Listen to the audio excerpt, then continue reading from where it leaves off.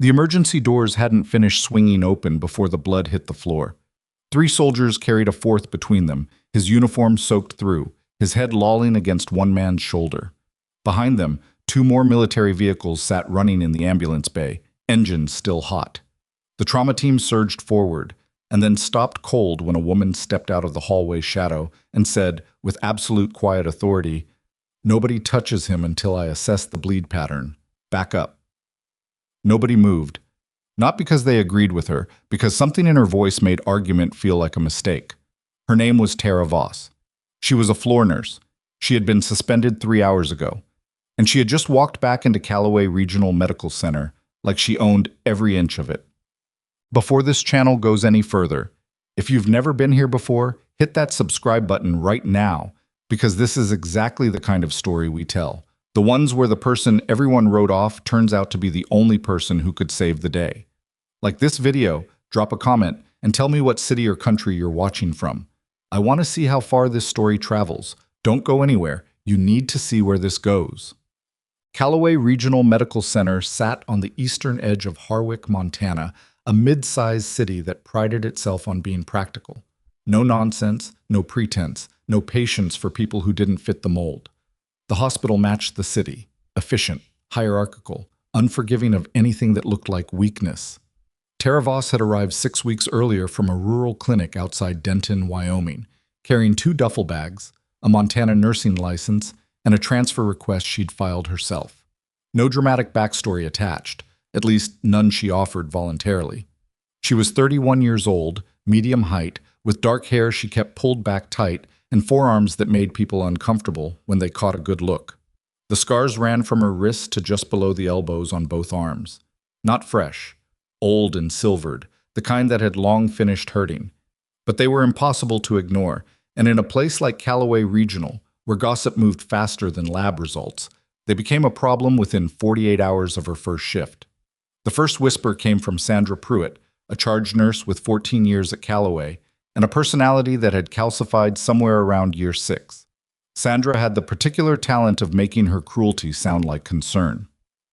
"I'm just saying," Sandra had told 3 other nurses during a break that first week, just loud enough for Tara to hear 2 stations away. "Someone should have checked her background more carefully. Those arms don't look like accident injuries." Tara had looked up from her charting, said nothing, returned to the chart. That was how it started. By the end of her second week, the story Sandra had invented had spread through the nursing floor with the kind of efficiency that only comes from people who are bored and a little frightened of someone they can't figure out. The details shifted with each telling. Some versions involved a breakdown, some involved a violent incident. One version had her discharged from a previous hospital under circumstances that remained conveniently vague.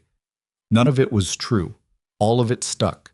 Tara did not defend herself. She worked her shifts, answered her patients' call lights faster than anyone else on the floor, and kept her sleeves down when she could. But the problem with not defending yourself in a place like Calloway is that silence gets interpreted as confirmation. By week 3, Sandra had started involving Dr. Reginald Carver, the head of emergency medicine, a man of considerable ego and limited patience who ran his trauma unit like a fiefdom and expected his staff to reflect a particular image. Carver had standards, which was not itself a bad thing. The bad thing was that his standards were mostly aesthetic. "She makes the patients nervous," Sandra had told him, and while that was almost certainly untrue, Carver had nodded. Tara noticed the shift. The good assignments started going to other nurses. Her schedule got moved to overnight rotations without explanation. When she flagged an IV dosage error on a patient in room 7, correctly, as the pharmacy confirmed, Carver acknowledged it without looking at her and made sure the credit landed on the nurse who had charted the hour before. She kept working. She kept her mouth shut. She told herself it would even out. It did not even out. The morning it finally broke open started ordinarily enough. Tara was 40 minutes from the end of a 12-hour shift, running on her 3rd cup of coffee, and whatever internal combustion kept her moving when exhaustion became structural. She'd had 2 discharges, one admission with a complicated medication history that had taken an hour to untangle, and a patient in room 12 who had called for her 7 times between 4 and 6 a.m. to ask questions that were really just loneliness wearing a clinical disguise. She'd answered everyone. Sandra arrived for the day shift in a mood that suggested she had made a decision overnight. She didn't waste time. "Carver wants to see you before you leave," Sandra said, not looking up from her station. "His office." Tara set down her coffee. "Any context?" "He'll give you context." Carver's office smelled like leather and self-importance. He was behind his desk when she arrived, which meant he'd arranged it.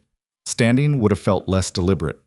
There was a manila folder in front of him, which meant HR had been involved. Tara saw all of this in the first 2 seconds and understood what the meeting was before he opened his mouth. "We've received multiple concerns," Carver said, "about your conduct on the floor." Tara sat down without being invited. "From who?" "That's confidential." "How many people?" He paused. "Multiple staff members," which probably meant Sandra and whoever Sandra had recruited. "What specifically are the concerns?" "Unpredictability, boundary issues with patients, creating an environment of tension." He said each one like he was reading off a menu. "I'd like those in writing. They'll be documented in your HR file. I mean now, today. I'd like to see the specific complaints in writing before I respond to them." Something shifted behind his expression. Not respect exactly, but recalculation. He'd expected something softer. Tara had learned a long time ago that softness in that kind of office was something you could not afford. "Until the investigation is concluded," he said, "we're placing you on paid administrative leave." "How long?" "That depends on the investigation." She looked at him for a moment. Not challenging, measuring. He didn't look away, but he didn't look comfortable either. "I'll need the employee handbook section on internal grievance procedures," she said. "HR can email it." She stood up, which ended the meeting on her terms rather than his. She went to her locker, changed out of her scrubs, packed her personal items into the same duffel bag she'd arrived with, and walked out through the ambulance bay because it was closer. The morning air in Harwick was still cold at 7:15, the mountains visible on the clear horizon. She stood outside for a moment before she started walking toward the employee parking lot. She was almost to her car when she heard the sirens. Not ambulance sirens. Those were a constant at any hospital, and the brain eventually filtered them the same way it filtered background noise. These were different. Military police lights. 2 vehicles moving fast from the direction of Highway 9, which ran east toward the unmarked rangeland where the Army maintained facilities that didn't appear on public maps. Tara stopped walking. She watched the vehicles turn into the Calloway Regional Access Road. Not the main patient entrance, the trauma bay intake. They pulled in hard, and before they fully stopped, the rear doors were open and soldiers were moving. She recognized the movement pattern before she consciously processed it. It was the way people moved when they were carrying someone and running out of time. She was through the ambulance bay doors before she made a rational decision about it. The trauma bay was already in controlled chaos. 2 nurses she recognized were pulling a crash cart. Dr. Carver had been paged. She could hear the overhead announcement. But he was 4 floors up and 60 seconds away at minimum. The soldiers had gotten the casualty onto a trauma gurney, and the man looked bad. Not bad like television, bad in the specific technical way that people who had seen real traumatic injury recognized. His skin color was wrong. His breathing was audible from 10 feet away, and the sound it made was not a sound a person's breathing was supposed to make. One of the soldiers, a sergeant by the rank insignia, face tight with controlled fear, grabbed the nearest nurse. "He needs a surgeon. Where's the surgeon?" "Being paged." "He doesn't have time for being paged." Tara was already at the gurney. She pulled back the field dressing they'd applied, looked at the wound site, looked at his face, looked at the drainage pattern on the gurney beneath him, and the information assembled itself into something she could work with. "Nobody touches him until I assess the bleed pattern," she said. "Back up." The authority in it surprised even her. Old muscle memory, maybe. The voice she'd had to develop in a different context, in a different life, when hesitation got people killed. The nurse beside her started to object. She's suspended. She's not authorized. He has a tension component building on the left, and he's about 3 minutes from cardiac arrest," Tara said, not raising her voice. "Someone get me a needle, 14 gauge long, and get on the phone to Carver right now and tell him I need a thoracic surgeon in this room, not in 5 minutes now." Nobody moved for 2 full seconds. Then the sergeant said, "Do what she says." and the room moved. She worked by feel as much as anything, her hands finding the landmarks by a combination of training and repetition so deep it lived in her fingertips rather than her conscious mind. She talked while she worked, not to the room really, but to the soldier on the table who was barely conscious but whose eyes tracked to her voice. "Stay with me," she said. "Look at my face. Right here." His eyes found hers. "Good. Keep looking." The needle went in. The pressure differential that had been building released. She felt it before she heard the confirmation from the monitor. And the soldier's breathing changed. Not normal, not safe, but different, better. Carver arrived 40 seconds later with a surgical resident on his heels and stopped just inside the doorway. He saw Tara. His expression cycled through several things very quickly. "She's on leave," he said. "She just bought your patient 3 minutes," the sergeant said from the corner. His voice was not loud, but it carried the specific weight of a man who had seen people die and had a clear opinion about who was responsible when that happened. "I suggest you focus on keeping him alive." Carver moved to the gurney. He looked at what Tara had done. The needle placement, the monitoring setup she'd arranged, the transfusion order she'd already written on the whiteboard in the clinical shorthand that told anyone who knew what they were looking at exactly what she'd assessed and why. He looked at her. Something in his face was different now, though he wasn't ready to name it yet. "Where did you—" he started. "I'll be outside," Tara said. "You have what you need." She stepped back, gave him the room, watched from the doorway as the surgical team took over with what she'd established, watched the monitors, watched the soldier's color begin a slow and tentative improvement that meant the immediate crisis was no longer a countdown. Then she walked out to the hallway and sat down on a bench near the vending machines and put her face in her hands. Not crying, just stopped. She sat like that for a long moment. The adrenaline had its own clock. It didn't care that she'd been awake for 13 hours, didn't care that she'd just lost her job, didn't care about any of the administrative machinery that had spent 6 weeks trying to grind her down. It ran its course, and then the shaking started, which she'd learned long ago to expect and not to be embarrassed by. A shadow fell across the bench. She looked up. The sergeant was standing there, up close. He was younger than she'd read him, maybe 26, 27, with the kind of composure that got built in rather than grown. He'd been in something, she could tell. That was recognizable too. "You served," he said. It wasn't a question. Tara lowered her hands. "I'm a nurse." "Yeah," he said. "You're also something else." She didn't answer.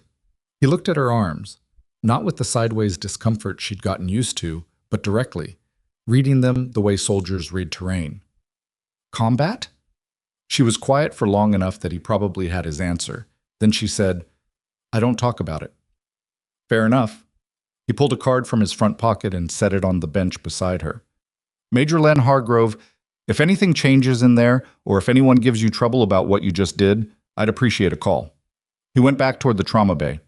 Tara looked at the card for a moment, then she looked down the hallway, where Sandra Pruitt had appeared from somewhere and was standing very still, watching her from 50 feet away with an expression that Tara couldn't quite read.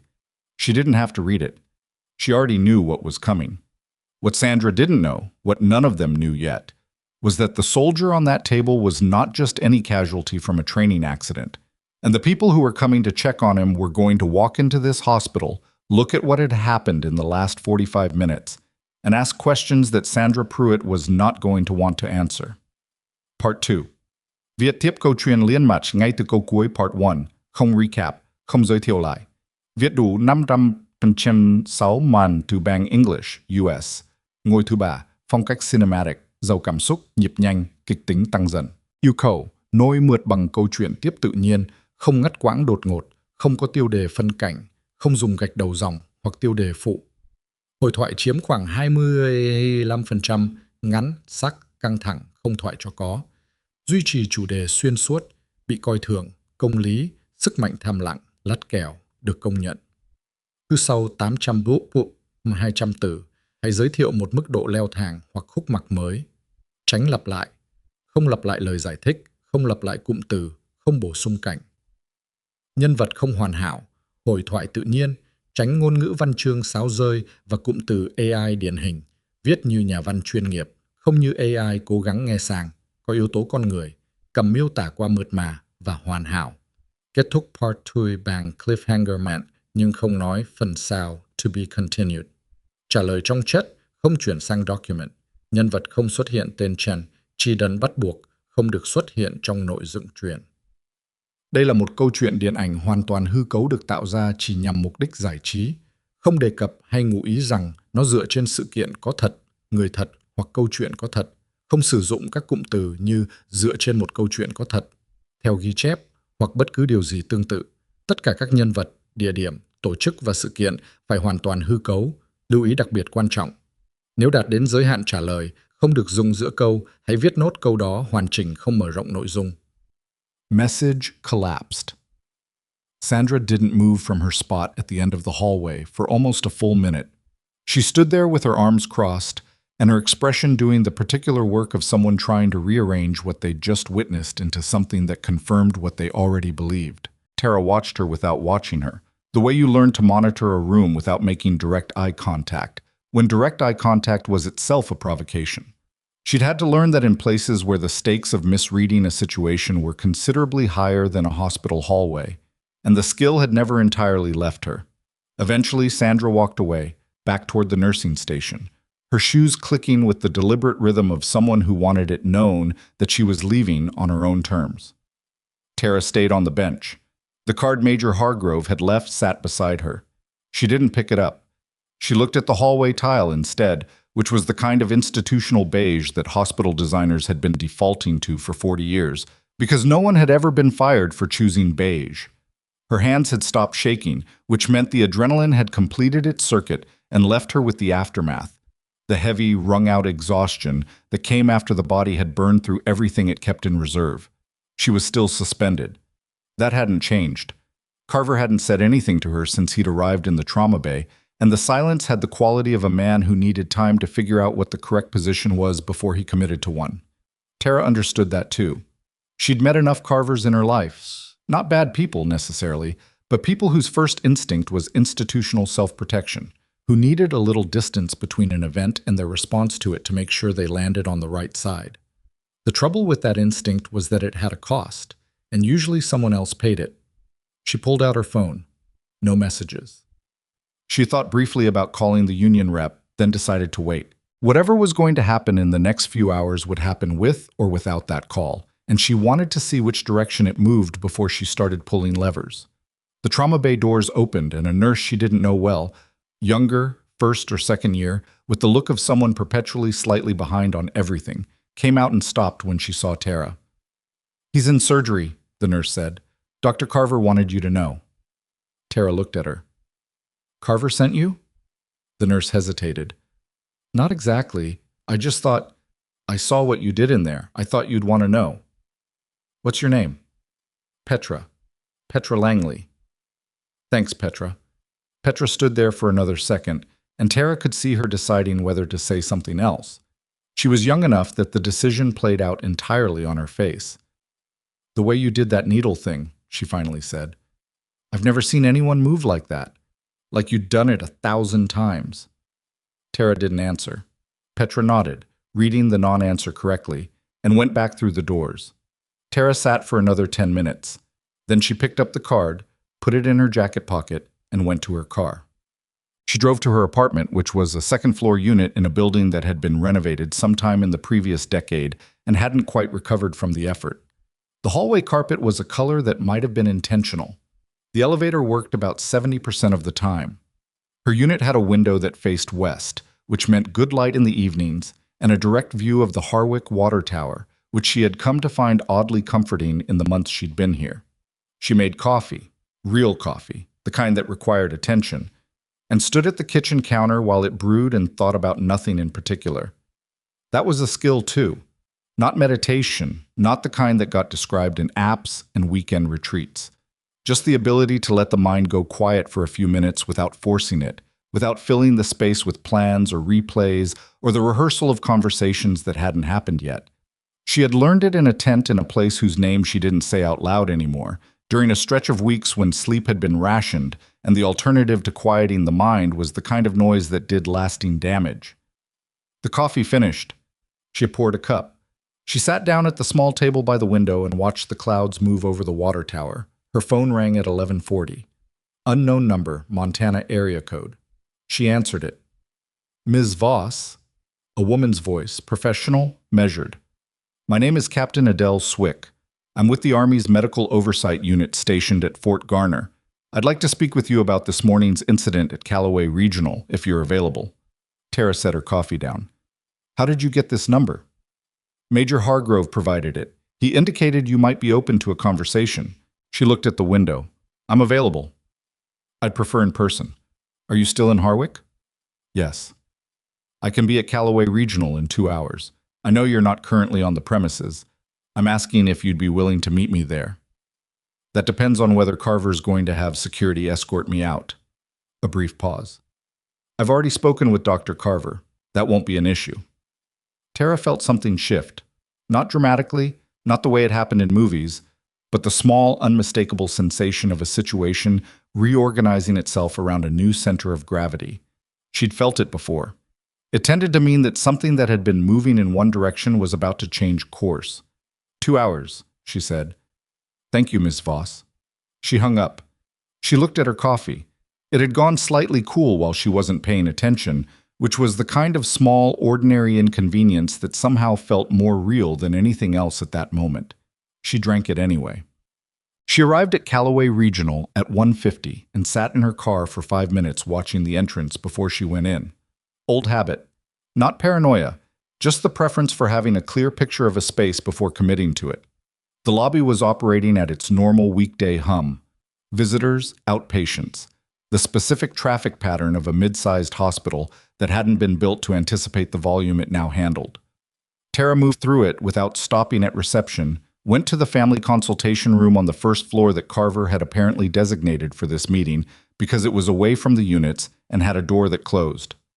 Captain Adele Swick was already there when Tara arrived. She was perhaps 40, compact and precise in her bearing, Army uniform carrying the specific authority of rank worn correctly and without performance. She had a legal pad in front of her and a pen she wasn't using yet. She stood when Tara came in, which Tara had not expected. Ms. Voss, thank you for coming. She gestured to the chair across the table. Please. Tara sat. She registered the room. One door, no windows, a small table that had held 1,000 difficult conversations. The chairs were the padded kind that hospitals put in family consultation rooms to soften what got said in them. They didn't work. How is he? Tara asked, meaning the soldier. Still in surgery, the surgical team is cautiously optimistic. The bleed had been developing for a while before they got him here. Yes, we're aware. Swick looked at her directly. I've watched the trauma bay footage from this morning. I've also spoken with Major Hargrove and 2 of the other personnel who were present. I want to ask you some questions, and I want to be straightforward with you about why. Okay. The soldier you stabilized this morning is Staff Sergeant Damon Rourke. He's attached to a specialized medical support unit out of Fort Garner. The training exercise he was injured in is classified, which means the incident itself is going to be handled through military channels rather than standard civilian emergency reporting. She paused. What you did in that trauma bay saved his life. The surgical team's assessment is unambiguous on that point. Without the intervention you performed in the first 4 minutes, he would not have survived to reach the OR. Tara waited. What I need to understand, Swick continued, is where that intervention came from. Technically, procedurally, and in terms of your background. She held Tara's gaze. Because what was documented on that whiteboard and what I watched on that footage is not what a floor nurse learns. It's not even what most ER nurses learn. And I'd like you to tell me, in whatever terms you're comfortable with, how you knew what to do. The room was quiet. Somewhere down the hall, a cart moved past, wheels squeaking in that specific way that every hospital cart in the world seemed to share. Tara looked at her hands on the table, both of them. She turned them slightly so the undersides of her forearms were visible, the scars catching the fluorescent light the way they always did, that faint silvered sheen. I was a combat medic, she said. 8 years. 2 overseas deployments, one of which was a CSR rotation. Swick's expression didn't change, but she wrote something on the legal pad. Combat Search and Rescue. Yes. Which unit? Tara looked at her. That's the part I'm not going to answer in a room without a formal military records request attached to it. Swick held her gaze for a long moment, then wrote something else. Fair, she said. I left service 4 years ago. I transitioned to civilian nursing. I've been working in rural clinical settings since then. Tara paused. Harwick is my first hospital placement. And the complaints that led to your suspension this morning. It wasn't a question, but Tara answered it. Manufactured, systematically, by a charge nurse who decided inside my first week that she didn't want me here. She said it without heat, just the facts. I wasn't going to fight it because I've dealt with worse, and I know how those investigations go when the person building the case has been at an institution for 14 years, but I'll fight it now. Why now? Because now there's documentation of what I can actually do, and that changes the math. Swick was quiet for a moment. The complaints against you. Do you have specifics on what was filed? Carver said unpredictability, boundary issues, creating tension. He wouldn't show me the written complaints. Swick made another note. I'm going to be making several calls this afternoon. I want to be transparent about that. What happened this morning involves a member of active military personnel, and the Army has an interest in ensuring that the circumstances around his care are fully understood. She looked up from the pad.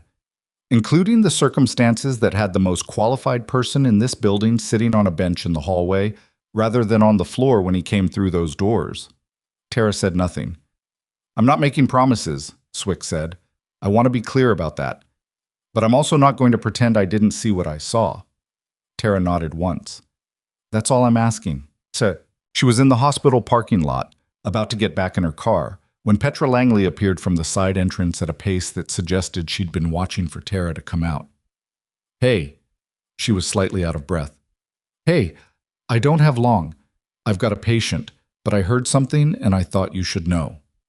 Tara turned. What? Sandra's been in Carver's office twice since you left. I couldn't hear everything, but she was pushing hard to get something put in writing before the Army people could talk to HR. Like she wanted a formal termination notice documented before the afternoon. Tara absorbed that. When? About an hour ago. Second time was maybe 30 minutes ago. Petra hesitated. She's scared, I think. Sandra doesn't do scared usually, so it's noticeable. Did Carver go along with it? Petra shook her head. He didn't say no either. He had his careful face on. You know the one. Tara knew the one. Thank you, Petra. I've got to... She gestured back toward the entrance. Go. Petra went. Tara stood in the parking lot and thought about Sandra Pruitt sitting in Carver's office trying to get paperwork signed before the afternoon shifted the ground under her feet, and felt something that wasn't quite satisfaction and wasn't quite anger. It was closer to the cold clarity of watching a situation reveal its actual shape, the part where the people who'd been operating with impunity started understanding that the conditions that had protected them were no longer guaranteed. She knew that feeling. She'd waited long enough for it. She drove back to her apartment and sat at the table and did not call anyone or do anything in particular for a while. She ate something, leftover rice, an egg, whatever was in the refrigerator that required minimal decisions. She watched the water tower. She thought about Damon Rourke on an operating table somewhere in this building and found that she could hold that thought without flinching, which meant she was managing. Her phone rang at 4:12. Carver. She let it ring twice before she answered. Ms. Voss? His voice was different from the morning. The morning had been a man reading from a prepared position. This was something less rehearsed, which meant the afternoon had moved in directions he hadn't anticipated. I'd like to ask you to come in tomorrow morning, 8 o'clock. I think we have some things to discuss. She waited. The investigation, he said, may be resolved sooner than I initially indicated. She kept her voice even. What changed? He paused, and she could hear him selecting his words with the care of someone who was aware that this conversation might be documented.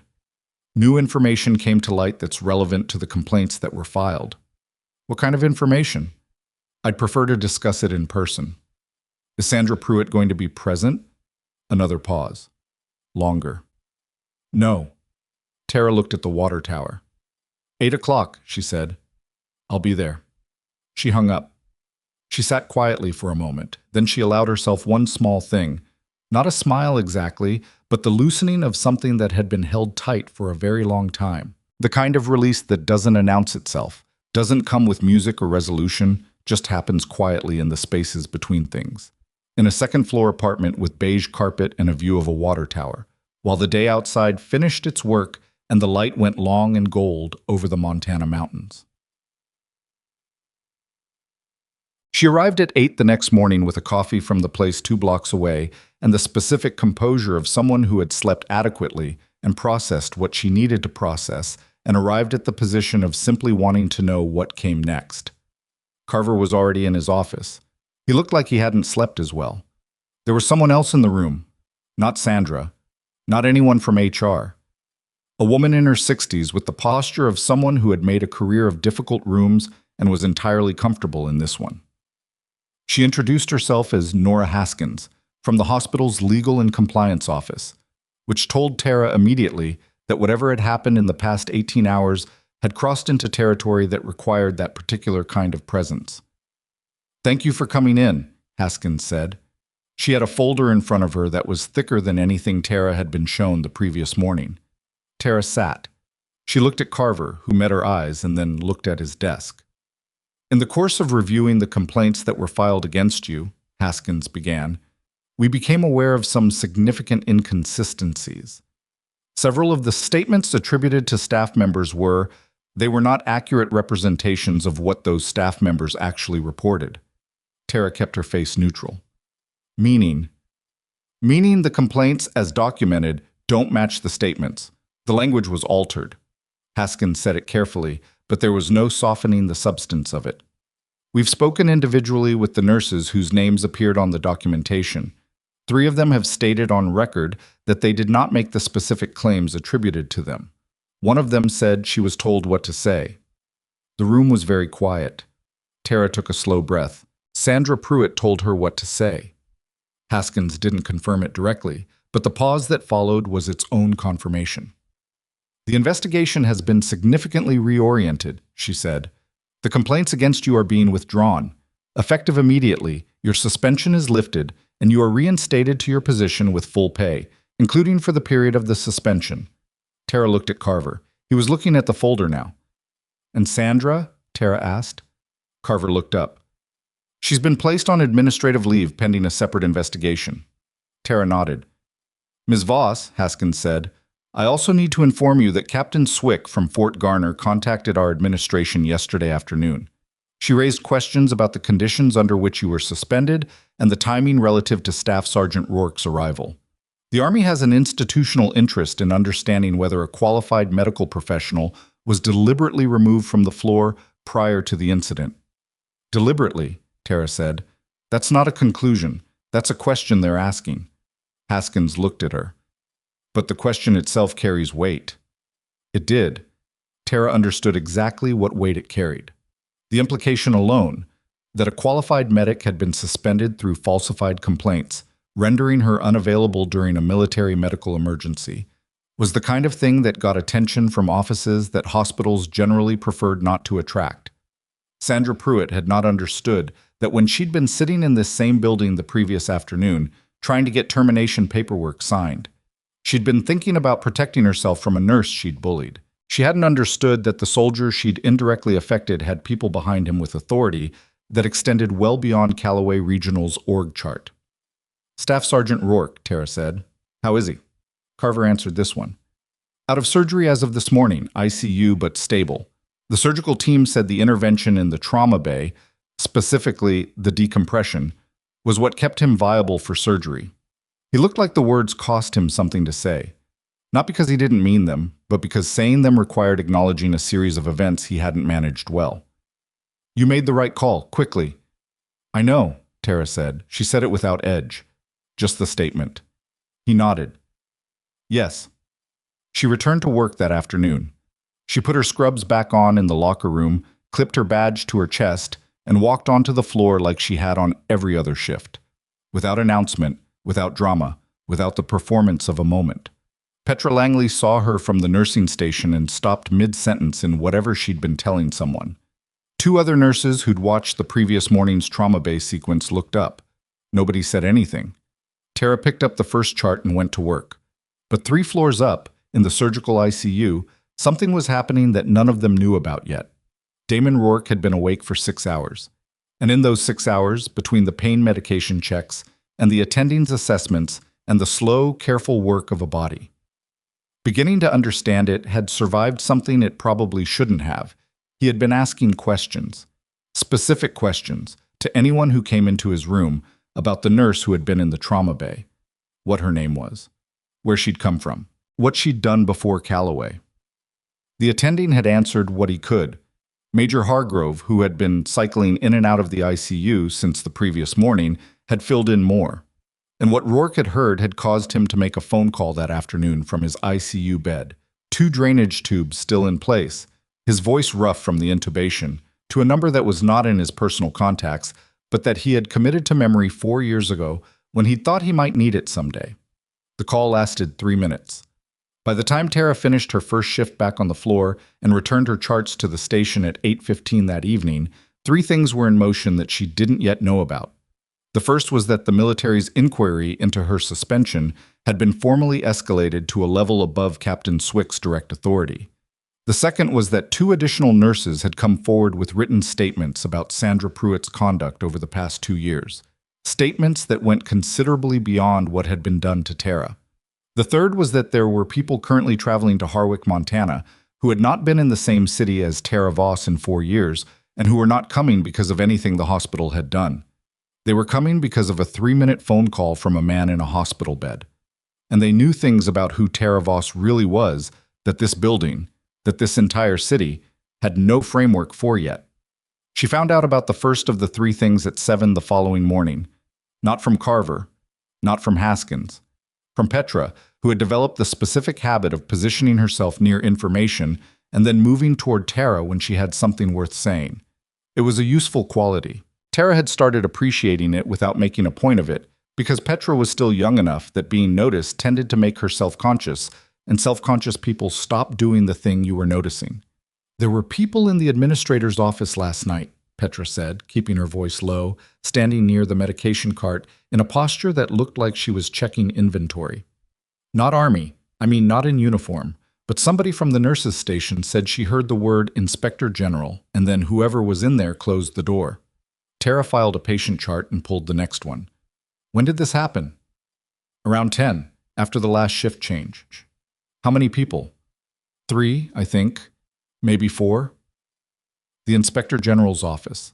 That was a specific escalation, not internal, not hospital administration, not even Captain Swick's direct chain.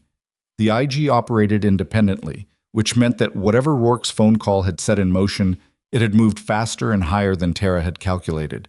She'd expected pressure. She hadn't expected that particular pressure, not within 36 hours. She finished the medication check and moved to her first patient of the morning, a 63-year-old man named Gerald, who had been admitted 2 days prior with a cardiac event, and who had the combative but frightened energy of someone who wasn't accustomed to needing help, and found the entire experience of being in a hospital bed personally offensive. "You're back," Gerald said when she came in. He'd been on her roster before the suspension. "I'm back. The other one, the younger one. She set my IV wrong yesterday." "I'll check it. I already told her." "I know. I'll check it anyway." She checked it. It wasn't set wrong, but the tape had started lifting at one edge, which she fixed.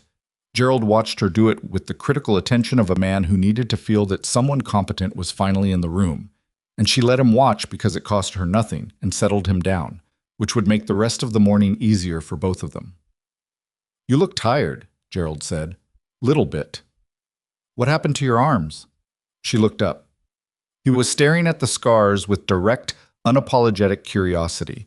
Not cruelty, just the bluntness of a man who'd decided hospital politeness was not a game worth playing at his age. "Old injury," she said. "Military?" She looked at him steadily. "What makes you ask that?" "My son did 2 tours. He moves the same way you move." Gerald shifted in the bed, which caused him some discomfort that he worked through with visible effort. "Like you're always checking the exits." Tara secured the tape and stepped back. "Try not to pull at the line," she said. "You didn't answer." "No," she said. "I didn't."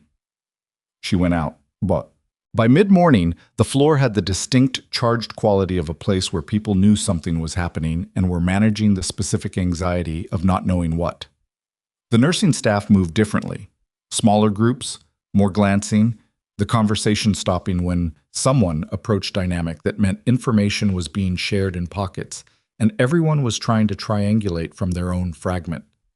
Sandra Pruitt had not been on the floor since the previous day.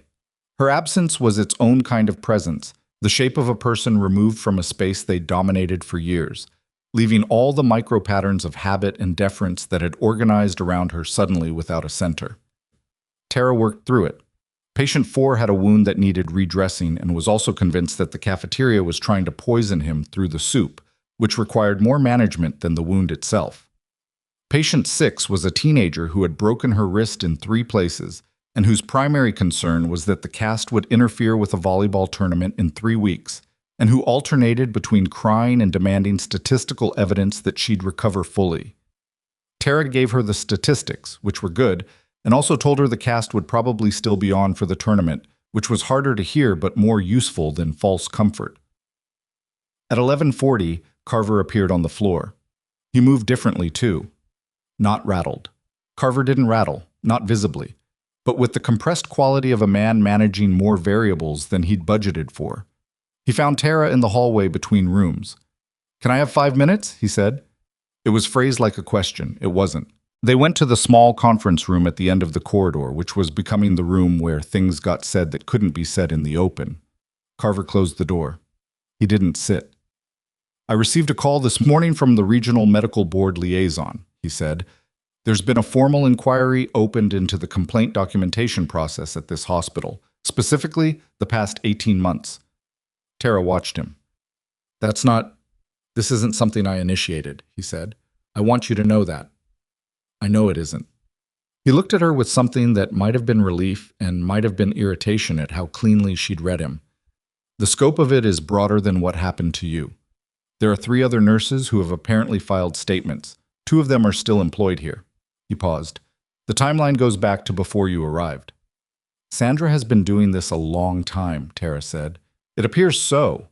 He said it stiffly, and she understood that the stiffness was partly discomfort with the fact that he had not seen it, or had seen it and chosen a less uncomfortable interpretation. Carver was not a cruel man. He was an incurious one, and in management positions, incuriosity had a body count. "What do you need from me?" Tara asked. "Nothing right now. I wanted you to hear it from me before the formal notification goes out." He looked at the table. "For what it's worth. What you did in that trauma bay. The judgment call.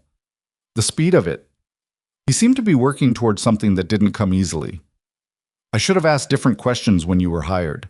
About your background." "My background wasn't in my file to ask about," Tara said. "I wasn't required to disclose service history." "I know. So you couldn't have asked." He looked at her. "You're being generous." "I'm being accurate," she said. "There's a difference." He nodded once, and she could see him taking that with him the way people took things that were useful but not comfortable. He left. Tara stood in the empty conference room for a minute after he did. She thought about Sandra, not with satisfaction, not yet, but with the particular weight of knowing that what was coming had been earned through a long pattern of choices, and that the reckoning was going to be proportional to the pattern rather than to any single incident. That was how it should work. It didn't always work that way. But when it did, there was something almost structural about it, the sense of load-bearing walls finally being tested and found inadequate. She went back to work. Damon Rourke was moved from the surgical ICU to a step-down room on the 3rd floor at 2 in the afternoon. Tara heard it from the charge nurse during the shift crossover briefing, mentioned as a routine update, which meant Rourke's presence in the building was being handled as a standard patient matter on the civilian side, regardless of what was happening on the military side. She was not assigned to his care. That was surgical and step-down, not her floor. She had no clinical reason to go to the 3rd floor. She went anyway, during her afternoon break, because she had a specific question and she was not going to spend the rest of the shift wondering. His room was 314, near the end of the corridor. The door was partially open. There was no military guard outside it, which surprised her slightly. Then again, the Army might have decided that a visible guard would attract more attention than it prevented in a civilian hospital. She knocked twice on the open door and went in. Rourke was awake. He was 34 or 35, she estimated, younger than she'd registered in the trauma bay, where all she'd seen was the clinical picture. He was lean and a little too pale from blood loss, with IV lines in both arms and a drainage tube she could see the edge of disappearing under his gown. He had the look of someone in real pain who was managing it through an act of will rather than adequate medication, which was a specific and recognizable condition. He looked at her when she came in, and his expression shifted into something she couldn't immediately categorize. "You're Voss," he said. "I'm Voss," she said. "I've been trying to get someone to tell me what you look like." She pulled the chair from the corner and sat down near the bed, but not too close. Clinical distance, except this wasn't clinical. "How are you feeling?" "Like someone put a 14-gauge needle in my chest." "Someone did?" "Yeah." He looked at her arms. Not with the discomfort she was used to, more like recognition. "Hargrove told me some of it. What happened to you here? The suspension?" "It's being handled." "I know. I made a call." He said it without apology, but also without the performance of someone expecting gratitude. "I hope that's—" "I should have asked first." "What kind of call?" He was quiet for a second. "The kind that moves things faster than they'd move on their own." He shifted slightly in the bed and worked through whatever that cost him. "You served with the 41st CSR detachment, 2 years. Tara looked at him. "That's not public record," he said. "I want you to know I didn't get that from the hospital. I got it because I know people who know what unit did the operation at Caldwell Pass in October 6 years ago, and I've been trying to find out who the lead medic was on that extraction for a long time." The room was very still. Tara had not heard the words Caldwell Pass spoken aloud by anyone outside a classified context in 4 years. The name landed somewhere behind her sternum and stayed there. "You were there," she said. "I was the third one out," he said. "I was the one they almost didn't get to in time." He looked at her with an expression that had too many layers to simplify. "You came back for me twice, the first time you got Reyes and Dominguez out. The second time the truck was already burning."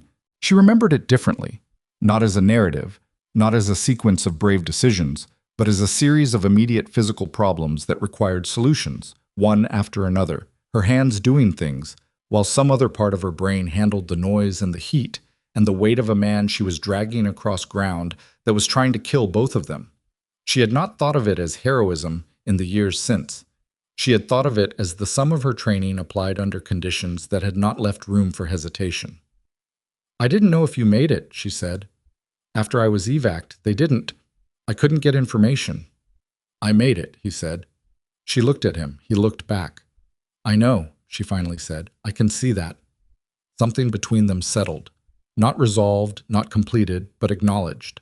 The kind of thing that people who had been through serious situations sometimes found when they were finally in the same room, that the situation itself had already said the important things, and the conversation didn't need to carry that weight. "What was in the phone call?" Tara asked. "I told my former unit commander what happened. He told his contact at the IG's office that a credentialed military-trained medic had been removed from a hospital floor through falsified paperwork 8 hours before a military medical emergency." Rourke's voice was steady, but there was something underneath it. "That's the version I told. I didn't editorialize." "You didn't have to editorialize." "No," he said. "I didn't." She stood up. She had about 7 minutes of break left and 2 patients who needed afternoon vitals. "You need anything? Clinically, I mean. Your pain management looks light." "They've got me on a schedule." "The schedule's conservative. You can request a reassessment. Tell them the current level isn't getting ahead of the post-surgical pain, which I can see from here. They'll adjust." He looked at her. "Are you always like this?" "Like what?" "Just—" He made a small gesture with one IV-laden hand. "Transactional. Fix the thing in front of you." She considered that. "Usually." "Is that a CSR thing?" "It's a me thing," she said. CSR reinforced it. She put the chair back in the corner and went to the door. "Voss," he said. She stopped. "They're coming tomorrow," he said. "My unit. Some of them. My former CO." He paused. "I wanted you to know before they got here." She stood in the doorway with her back to him for a moment. "How many?" "I don't know exactly. Enough." She nodded without turning around and went back to her floor. She worked the rest of the shift with the information sitting in her chest like something she hadn't decided what to do with yet. She'd known, on some level, that the phone call Rourke had made would have a shape, that it would produce consequences, that those consequences would arrive, that arriving consequences tended to look like people. She hadn't mapped it out further than that because mapping it further would have meant thinking about things she'd spent 4 years not thinking about, and she wasn't sure she had the machinery for it on a Tuesday afternoon in a mid-sized Montana hospital. She told herself it was information, not a threat, not a gift, just information, and she would manage it the way she managed everything else. She did not entirely believe herself. The shift ended at 8. She changed, gathered her things, and was walking through the main lobby toward the parking lot when she saw Sandra Pruitt. Not on the floor. Sandra had no reason to be on the floor. She was standing near the reception desk in street clothes, speaking with someone from HR who Tara recognized, and the conversation had the tight, rapid quality of an argument that was being conducted at a volume appropriate for a public space while carrying the force of something much louder. Sandra saw Tara at the same moment. For a full second, neither of them moved. Tara did not slow down or change direction. She walked through the lobby on the same line she'd started, not looking away, not performing anything, just moving through the space the same way she always moved through spaces. Sandra watched her the whole way, and whatever she saw in Tara's face or bearing seemed to resolve something for her, because when Tara pushed through the front doors and the cold Montana evening hit her face, she heard Sandra's voice behind her rise, briefly, before the doors closed on it. She didn't go back to find out what had been said. She drove home. She made food she barely tasted. She sat at the window for a while and watched the light go out of the sky. At 9:40, her phone buzzed with a message from a number she didn't have saved. She opened it. "This is Captain Swick. Wanted to give you advance notice. Colonel Rafe Drummond, CO of the 41st Special Operations Medical Battalion, lands in Harwick at 0600 tomorrow. He's asked to come to the hospital at 900. I've coordinated with your administration. You should know about this before morning." Tara read it twice. She set the phone down. Colonel Drummond had been her commanding officer for the last 14 months of her service. He was the man who had signed her commendation papers after Cudwell. He was also the man she had not spoken to since she submitted her separation request 4 years ago, on a day when she had decided, for reasons that were hers alone and that she had never fully explained to anyone, that the uniform and everything attached to it needed to become the past. She had thought that distance was permanent. She had thought wrong. She picked up the phone again and reread the message, looking for information she might have missed, and found none. It was exactly what it said it was. She set the phone face down on the table. She did not sleep well. She was on the floor at 7 the next morning because the idea of sitting in her apartment waiting was worse than working. She ran her assessments, managed her charting, and moved through the first 2 hours of the shift with the mechanical efficiency of someone spending most of their bandwidth on an interior calculation. At 8:50, Petra appeared at her elbow. "There are vehicles in the parking lot," Petra said. "Military vehicles. Not just one." "I know." "You know?" "Yes." Petra stared at her. "Are you okay?" "I'm working," Tara said. "That's not... okay." Petra went back to the station. At 9:04, the lobby doors opened. Tara was at the end of the corridor. She had a direct line of sight to the lobby from where she stood, had positioned herself there without entirely acknowledging that she'd done it. Old habit. She wanted to see it before it came to her. There were 6 of them, uniformed, army, moving with the unhurried purpose of people who had covered a lot of ground in their lives and didn't feel the need to perform urgency. 2 she didn't recognize. 1 she recognized as a medic she'd served beside in year 2, older now, but the walk was the same, 2 more behind. And in front, Colonel Rafe Drummond. He was 61 and looked it, and didn't appear to care. He was built like someone who had done physical work his whole life, and had stopped when his knees told him to and not before. His uniform was correct without being ceremonial. He'd worn the dress version when the occasion required, and he clearly hadn't judged this occasion to be that, which told Tara something about what he thought they were doing here. He came through the lobby and turned toward the corridor where she was standing, and the moment he saw her, he stopped, not dramatically. He just stopped walking, the way you stop when the thing you've been moving toward is suddenly right in front of you, and your body makes the small, unthinking adjustment of arrival. The people behind him stopped with him. Drummond looked at her for a long moment, taking stock the way she was taking stock, the mutual inventory of people who had been through something together and were now measuring what 4 years had done to the other person. Then he brought his hand up in a salute, clean, formal, the full form. The 5 soldiers behind him came to attention and followed. Tara stood absolutely still at the end of the corridor of a civilian hospital in Harwick, Montana, in her nursing scrubs, her scarred forearms visible below the short-sleeve uniform she'd started wearing again 2 days ago, and received a military salute from the man who had once sent her into a burning convoy and then decorated her for surviving it.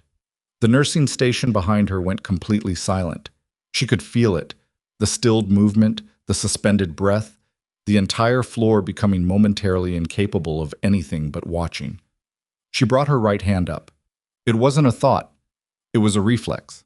Something so deeply encoded that 4 years of civilian life hadn't touched it. Her spine straightened and her chin came level and her hand came to her temple with the precision of someone for whom this motion was not ceremonial but essential. She held it. Drummond held his. For several seconds, the corridor was entirely still. Then Drummond dropped his salute and something shifted in his expression. Not softening exactly, but the particular quality of a man who'd wanted to do this for a long time and had now done it. "Staff Sergeant Voss," he said. "I'm not Staff Sergeant anymore, sir," she said. "I'm a floor nurse." "I know what you are," he said. "I've always known what you are." He moved toward her with his hand out, and she shook it, and it was a handshake that had things in it that neither of them were going to try to put into words in a hospital corridor. "It's good to see you." "You too, sir," she said, and discovered with mild surprise that she meant it. She was aware of the nursing station behind her without looking at it. She was aware of Petra, who had made a small involuntary sound. She was aware of the shape of this moment as it was being registered by everyone present, of the weight it was acquiring in real time, of what it meant for the people who had watched her walk onto this floor 6 weeks ago and decided she was someone they could afford to dismiss. She was also aware, in the way she was always aware of the room, that someone else had arrived. Sandra Pruitt was standing at the far end of the corridor. She had come in through the staff entrance, still in street clothes, presumably to speak with HR again. Tara didn't know the exact reason, and it didn't matter. What mattered was that she was standing there, 40 feet away, watching Colonel Drummond shake the hand of the nurse she had spent 6 weeks trying to dismantle. Sandra's face did the thing faces did when the architecture of a situation was revealed to be completely different from what you'd been building your actions on. Not just wrong, but wrong at the foundation. Wrong in a way that made everything built on top of it wrong too. Drummond hadn't noticed Sandra. He was talking, something about Rourke, something about the morning schedule. Tara tracked him with half her attention, and Sandra with the other half, not because she wanted to see Sandra suffer, but because there was information in that face. Information about what Sandra understood now that she hadn't understood before. Then Drummond said something that brought Tara's full attention back. "There's someone else coming," he said. "He couldn't travel.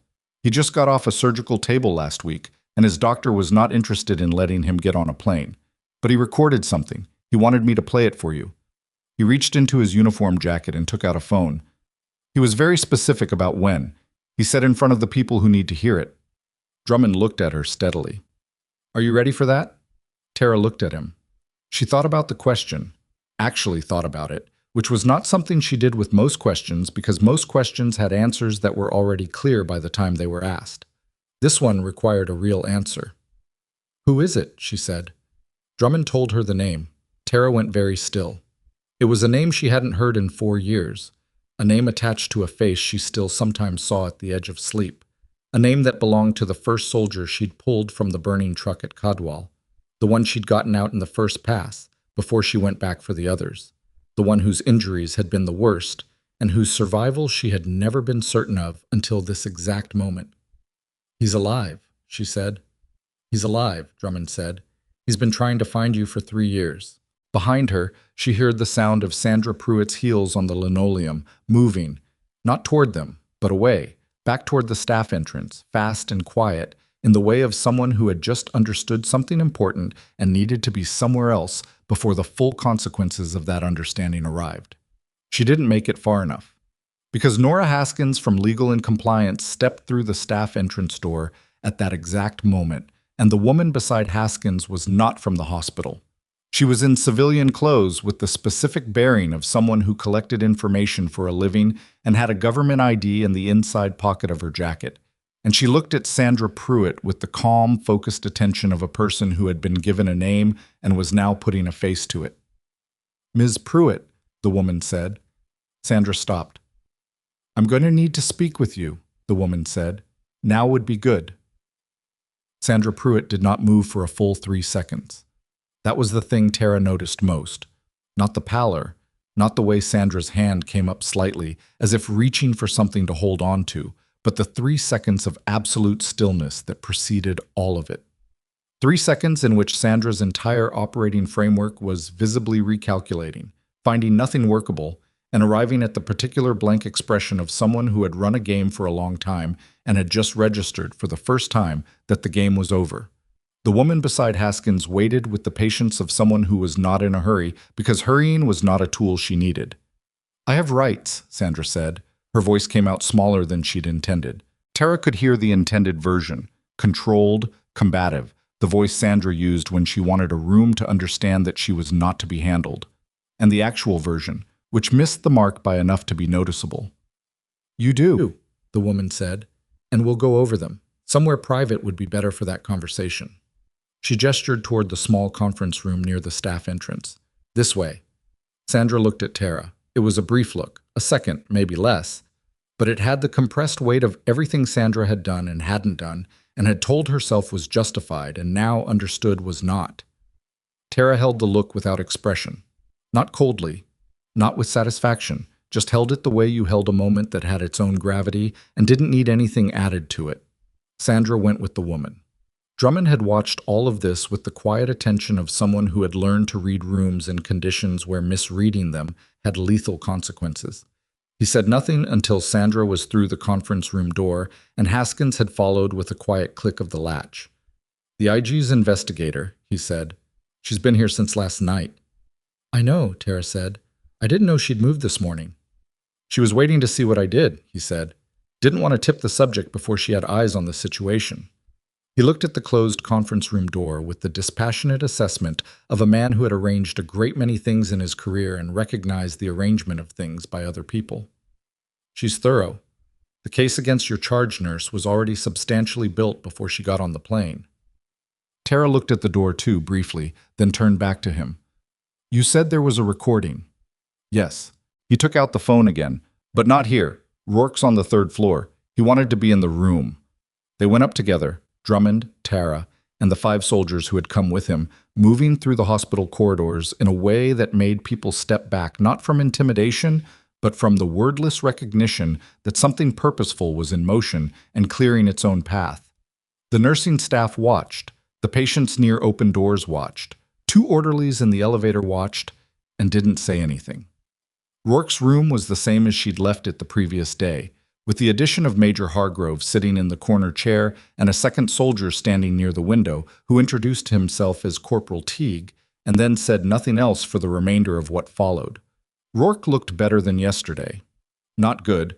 His color was still wrong, and the lines under his eyes spoke of pain that was being managed rather than resolved.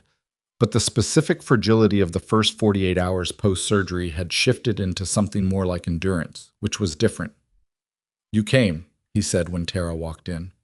"You're not surprised," she said. "No." He looked at Drummond. "She say yes?" "I haven't asked her yet," Drummond said. "We just got here." Rourke looked at Tara. "There's a ceremony. Fort Garner, Medal of Valor, military commendation, the full formal thing. They've been trying to schedule it for 2 years, but they couldn't find you. You weren't in any database we had access to through normal channels." "I wasn't trying to be found," Tara said. "We know." Rourke shifted against the pillow. "That's not a criticism. It's just context for why it took this long." He paused. "Will you come? When I'm out of here, when the scheduling works, will you do the ceremony?" Tara looked at him for a long moment. She thought about the word ceremony and what it cost her versus what it meant to the people asking, and she did the math the way she did all math, practically, with a clear eye on the actual variables rather than the emotional scaffolding around them. "We'll talk about it," she said, which was not yes, but was also not no. And Rourke seemed to understand the distinction because he nodded and didn't push. Drummond handed her the phone. On the screen was a paused video. A man in a hospital bed, different hospital from this one, somewhere warmer from the window light behind him. He was in his mid-30s, one arm in a complex external fixator, the side of his face carrying scar tissue that had been through multiple revision surgeries and was still, unmistakably, scar tissue.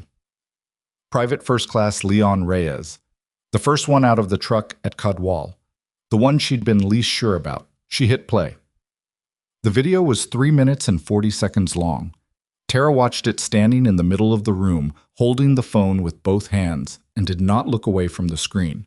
Reyes spoke in the measured, slightly effortful way of someone who had written out what he wanted to say and was making sure he said it right. He talked about Caldwell, not the tactical details, not the sequence, but the specific moment when he had been on the ground and no longer capable of moving under his own power, and had understood with absolute clarity that he was going to die there. And then he talked about the moment that understanding had changed, which was the moment Tara had appeared. She remembered the weight of him. She had not told anyone that. The way he was heavier than she'd expected and how she'd had to adjust her grip twice, and the particular quality of the ground under her feet, which had been uneven in a way that made each step a small negotiation. She remembered those things. She had not remembered them as heroism. She had remembered them as logistics. Reyes did not use the word heroism either, which was why she was able to keep watching. When it finished, she handed the phone back to Drummond and looked out the window. The room was quiet in a way that had weight. "Thank you," she said. She said it to Drummond because the phone was in his hand, but she meant it for Reyes, who couldn't hear it, and for Rourke, who could. "There's more," Drummond said. "Not the ceremony. Something else. I'll brief you separately. Not today." She looked at him. "It's good news," he said. "Or I think it will be. I don't want to layer it on top of everything else right now." She accepted that and filed it. She went back to her floor and worked the rest of the morning, and the morning was full of the ordinary machinery of a nursing shift, vitals, assessments, a medication interaction. She caught on a patient in room 9 that required a call to pharmacy and a conversation with the attending that took 20 minutes and produced the specific satisfaction of a problem correctly identified and correctly solved. Gerald asked her if the soldiers had anything to do with her. She said yes. He nodded as if this confirmed something he'd already decided. The question of Sandra and the IG investigator resolved itself, in terms of what Tara was told, in pieces across the afternoon. The first piece came from Haskins, who found her at the station at 1:15 with the clipped efficiency of a woman delivering information she'd been authorized to deliver and nothing more. The investigation of Sandra Pruitt had been formally expanded. It now encompassed complaints manipulation, document falsification, and what Haskins described, with careful legal language as a pattern of targeted professional conduct designed to disadvantage specific staff members. The HR files going back 22 months had been pulled. There were 7 names on the list of staff members whose records showed anomalies consistent with the pattern, altered complaint documentation, selectively timed negative reviews, statements that didn't match the accounts of the people they were attributed to. 7 people. Over 22 months. Tara was the most recent and the most clearly documented because the Army's involvement had shone a light on her case that hadn't existed for the others. But she wasn't the first. "There was a male nurse," Haskins said. 18 months ago. He resigned. I thought it was his own performance." She paused. "It wasn't." Tara looked at her chart without seeing it. "Is he being contacted?" "The investigator is working through the list," Haskins said. "That's all I can tell you." The second piece came from Petra, who had the specific talent of being present near things without appearing to position herself, and who arrived at Tara's side during the medication round at 2:30.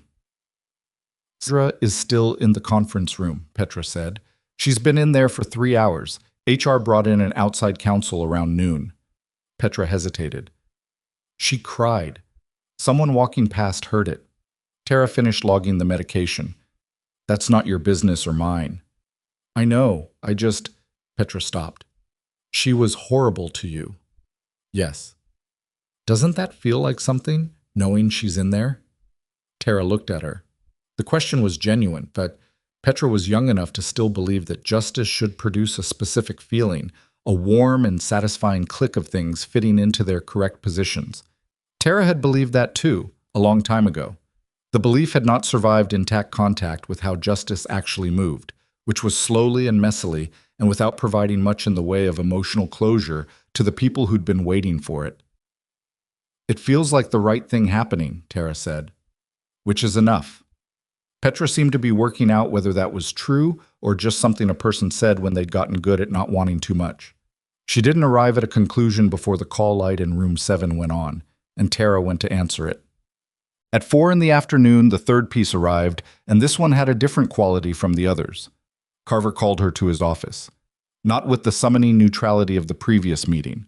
With a different kind of urgency, the kind that comes from information that has just changed the shape of a situation. She sat across from him. He had a document in front of him that he turned so she could read it, which she appreciated for its directness. It was a formal notice from the State Medical Board. Sandra Pruitt was an LPN, not a registered nurse, a distinction that mattered because her supervisory role had required RN-level credentials, and the license she had on file with the hospital turned out to be a renewal application that had been denied 14 months ago for reasons the document described as failure to meet continuing education requirements and a pending professional conduct review. She had been practicing in a supervisory role without a valid license for over a year. Tara read the document twice. Then she looked at Carver. "How was this not caught at the last credentialing review?" she asked. He had the expression of a man who had been asking himself the same question for the past hour. The renewal application was on file. The denial notice went to an old address. It appears the follow-up verification was, it was not done correctly. By who? By the credentialing coordinator who was handling her file. He paused. Who is a close friend of Sandra's, and who is currently on administrative leave pending her own review. The layers of it were almost architectural. The way the protection had been constructed, one element supporting the next, the whole structure functioning because no one individual had ever pulled on any single thread hard enough to understand what was holding it together. Sandra had not been unlucky in getting caught. She had been maintaining an active system of interlocking protections that had simply not encountered pressure strong enough to test it until now. "The Army inquiry," Tara said. "That's what pulled the thread." The IG investigator ran a standard credential verification as part of her background work on your case, Carver said. "It's routine. She wasn't specifically looking for this." He looked at the document. "She found it anyway." Tara sat back. The scope of it was settling into shape around her. Not just the falsified complaints, not just the bullying, but a supervisor operating without legal authority who had used that position to systematically damage the careers of people she'd decided were threats or inconveniences. People who had trusted the institution to be what it said it was. People who had assumed, reasonably, that the person with the supervisory title had the credentials the title required. How many of the 7 names had formal actions taken against them? Tara asked. Actions that Sandra initiated. Carver looked at her. "We're still reviewing." "Ballpark." He looked at the desk. "At least 5. 5 people. 5 careers touched or derailed by a woman whose authority to do any of it had legally expired 14 months ago. The male nurse who'd resigned thinking it was his own failure. Had Sandra's credentialing problem already existed when she'd driven him out? Probably. Tara didn't know the timing exactly, and the exactness wasn't hers to pursue. But the question sat in the room with them. "I want the formal reinstatement documentation today," Tara said. "In writing, with the suspension fully expunged from my file." "It's being prepared," Carver said. "You'll have it by end of business." She stood. "And the credentialing coordinator?" "Separate HR process. She's been removed from the role." Tara nodded. She looked at him for a moment. At the particular exhaustion of a man who was processing the distance between what he'd thought his institution was and what it had actually been, which was not a comfortable distance. "You should audit the last 2 years of credentialing files," she said. "Not just for Sandra. If the system was loose enough for this to happen, it's loose enough for other things." He looked like she'd said something he'd already been thinking and hadn't wanted to say first. "Yes," he said, "we're going to." She was back at the station for the last hour of her shift when Sandra Pruitt reappeared on the floor. Not to work. She was in street clothes, carrying her bag, moving toward her locker room. The IG investigator had apparently finished with her for the day, which didn't mean finished forever, only finished for now. 2 HR staff members were walking with her, not restraining her, not formally, but with the proximity of people whose function was to ensure a specific process was followed correctly. The floor watched. Tara did not stop what she was doing, which was reviewing the handoff notes for the incoming shift. She was aware of Sandra moving through her peripheral vision, aware of the silence that followed. Sandra, the way silence follows something that has lost its power. Not respectful silence, just the quiet of people who didn't know yet how to respond to a thing that had shifted. Sandra stopped near the station. Tara looked up. Sandra had the look of a woman who had been through a hard 4 hours and knew the hard hours were not over. Her makeup had not survived the afternoon and she hadn't corrected it, which was its own kind of information. She looked older than she had that morning. Not dramatically, just the small collapse that comes when a performance that has required sustained energy is finally, necessarily, suspended. "I need to say something," Sandra said. Tara waited. "What I did to you was—" She stopped, started again. "I built a case against you because you made me feel like you were going to be a problem. I could see it in the first week. That you were better than you were letting on. That you were going to ask questions eventually." She said it without softness. Whatever this was, it wasn't a prepared apology. It was something harder and more unwilling. "I've done it before. I'm not going to pretend I didn't know what I was doing." Tara looked at her.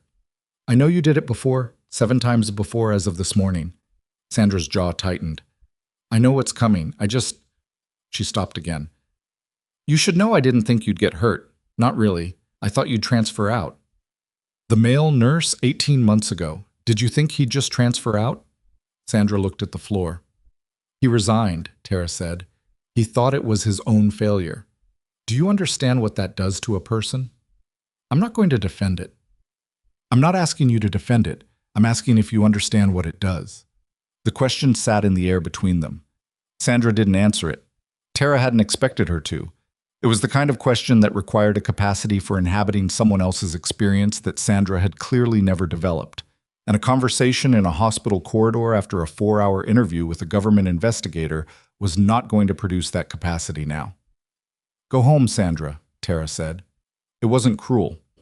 Wasn't kind either. Just the statement of a woman who had said the thing that needed saying and had no further use for the conversation. Sandra went. The 2 HR staff followed her down the corridor and through the staff exit, and the floor exhaled, collectively, almost physically, the way rooms do when a long sustained pressure finally releases. Petra appeared at Tara's elbow within about 30 seconds. "Are you actually okay?" "Yes." "Because that was—" "I know what it was." Tara handed her the last of the handoff notes. "Take these. I need to finish the chart on room 11. She went to finish the chart, and when she was done, she gathered her things and walked out the same way she always walked out. Through the lobby, past reception, through the main doors and into the Montana evening air, which had gone cool and clean in the way it did at altitude as the sun dropped. She sat in her car for a minute before she started it. The day had produced more than she'd allowed herself to expect, which was what happened when you spent 4 years keeping expectations low as a survival strategy. The strategy worked until it didn't, until the thing you'd been trying not to expect happened anyway, and you had to sit in a car in a hospital parking lot and recalibrate. She started the car. Her phone buzzed on the passenger seat. She picked it up at a red light 2 blocks from the hospital. "Drummond." She answered. "You said there was more," she said. "You said you'd brief me separately." "Yes." He was quiet for a moment in the specific way of someone arranging the order of things. "The Army is reconstituting the CSR Medical Advisory Program. It's civilian-facing, a training and consultation role, not active duty. No uniform, no deployment, no return to full service. But it's a formal appointment with full federal recognition of your prior service record." He paused. "They want you to run the Montana and Wyoming regional component, based out of Fort Garner. You'd keep your nursing license and clinical work if you wanted. The two aren't mutually exclusive." Tara sat at the green light for a moment too long. The car behind her tapped its horn. She drove. "When do they need an answer?" she said. "There's no hard deadline, But they asked me to ask you before you made any other decisions about where you're going next.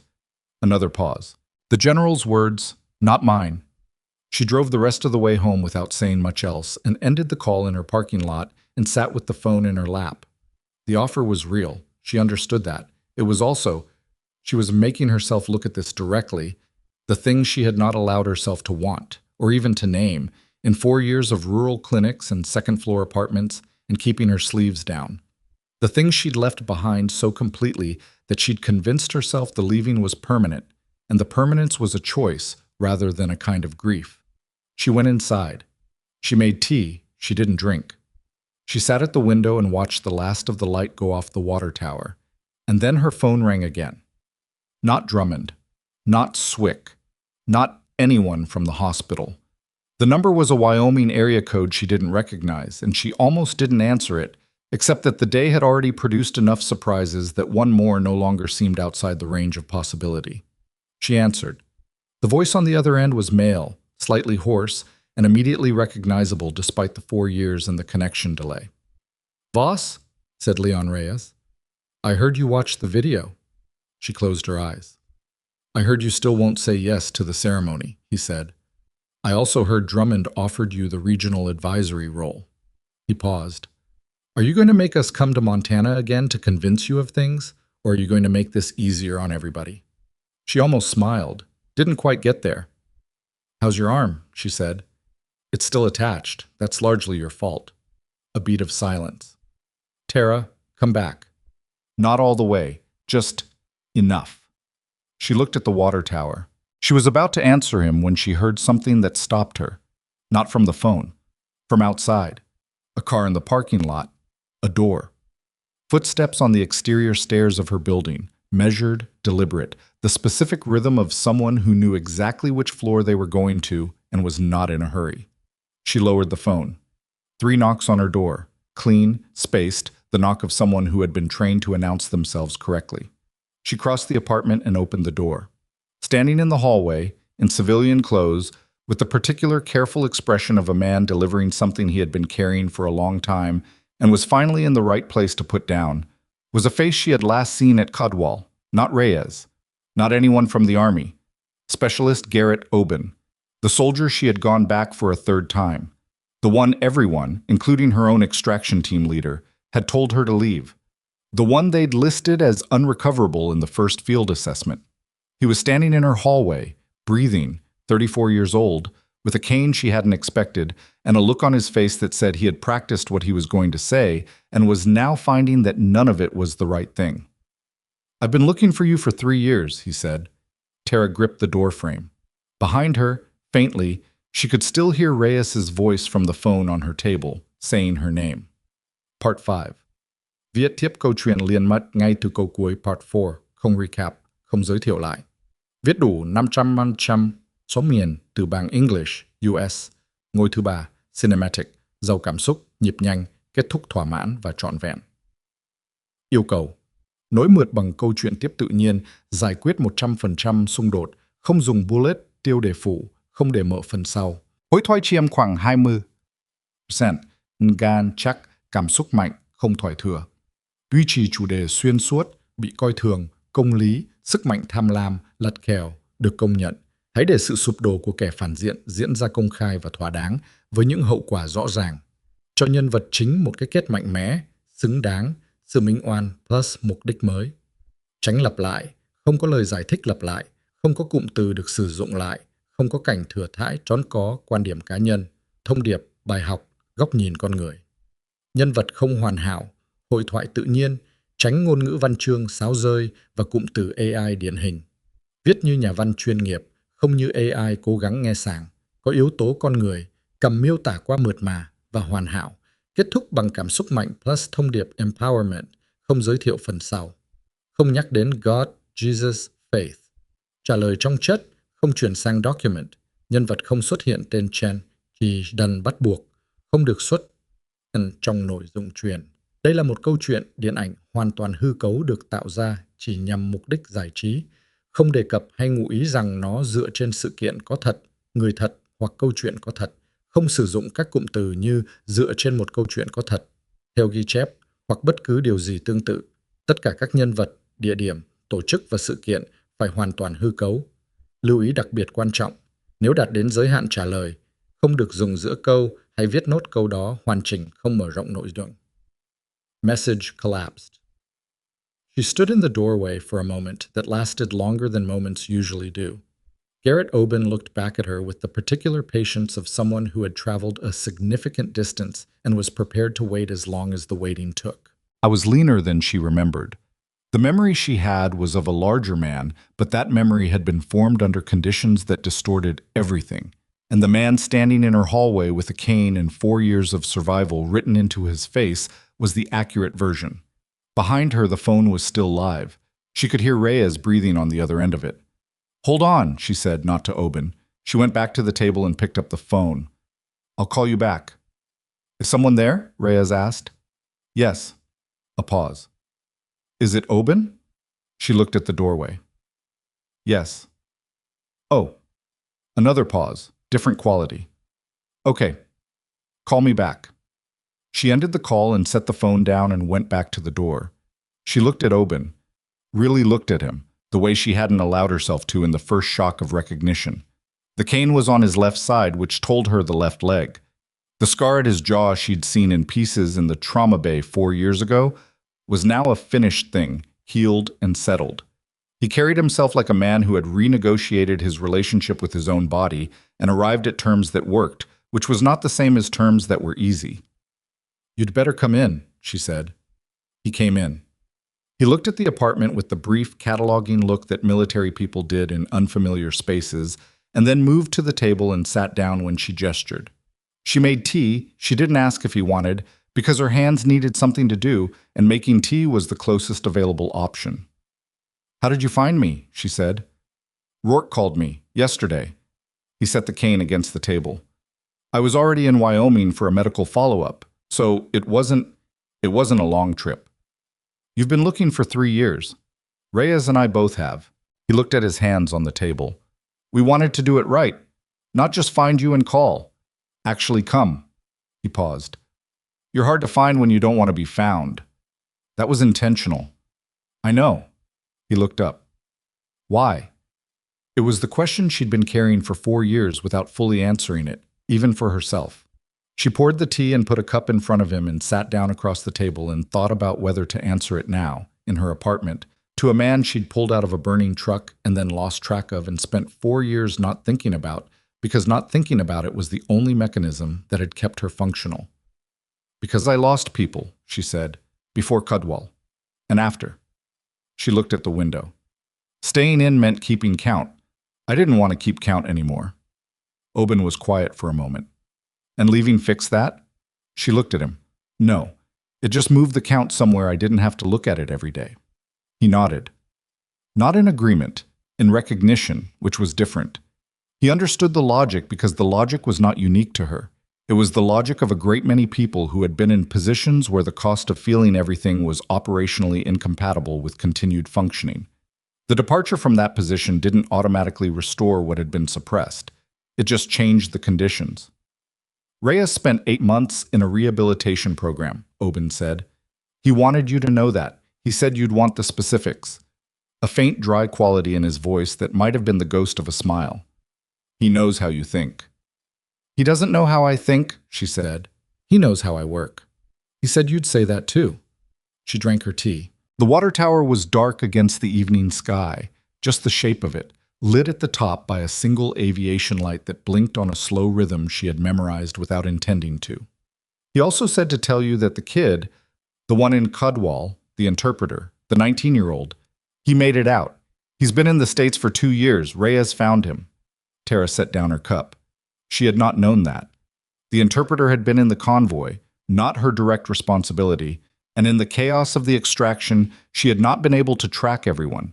She had carried the assumption of his death for 4 years, the way you carry an assumption when you have no evidence to the contrary, and the circumstances that produced it were not ones you revisited.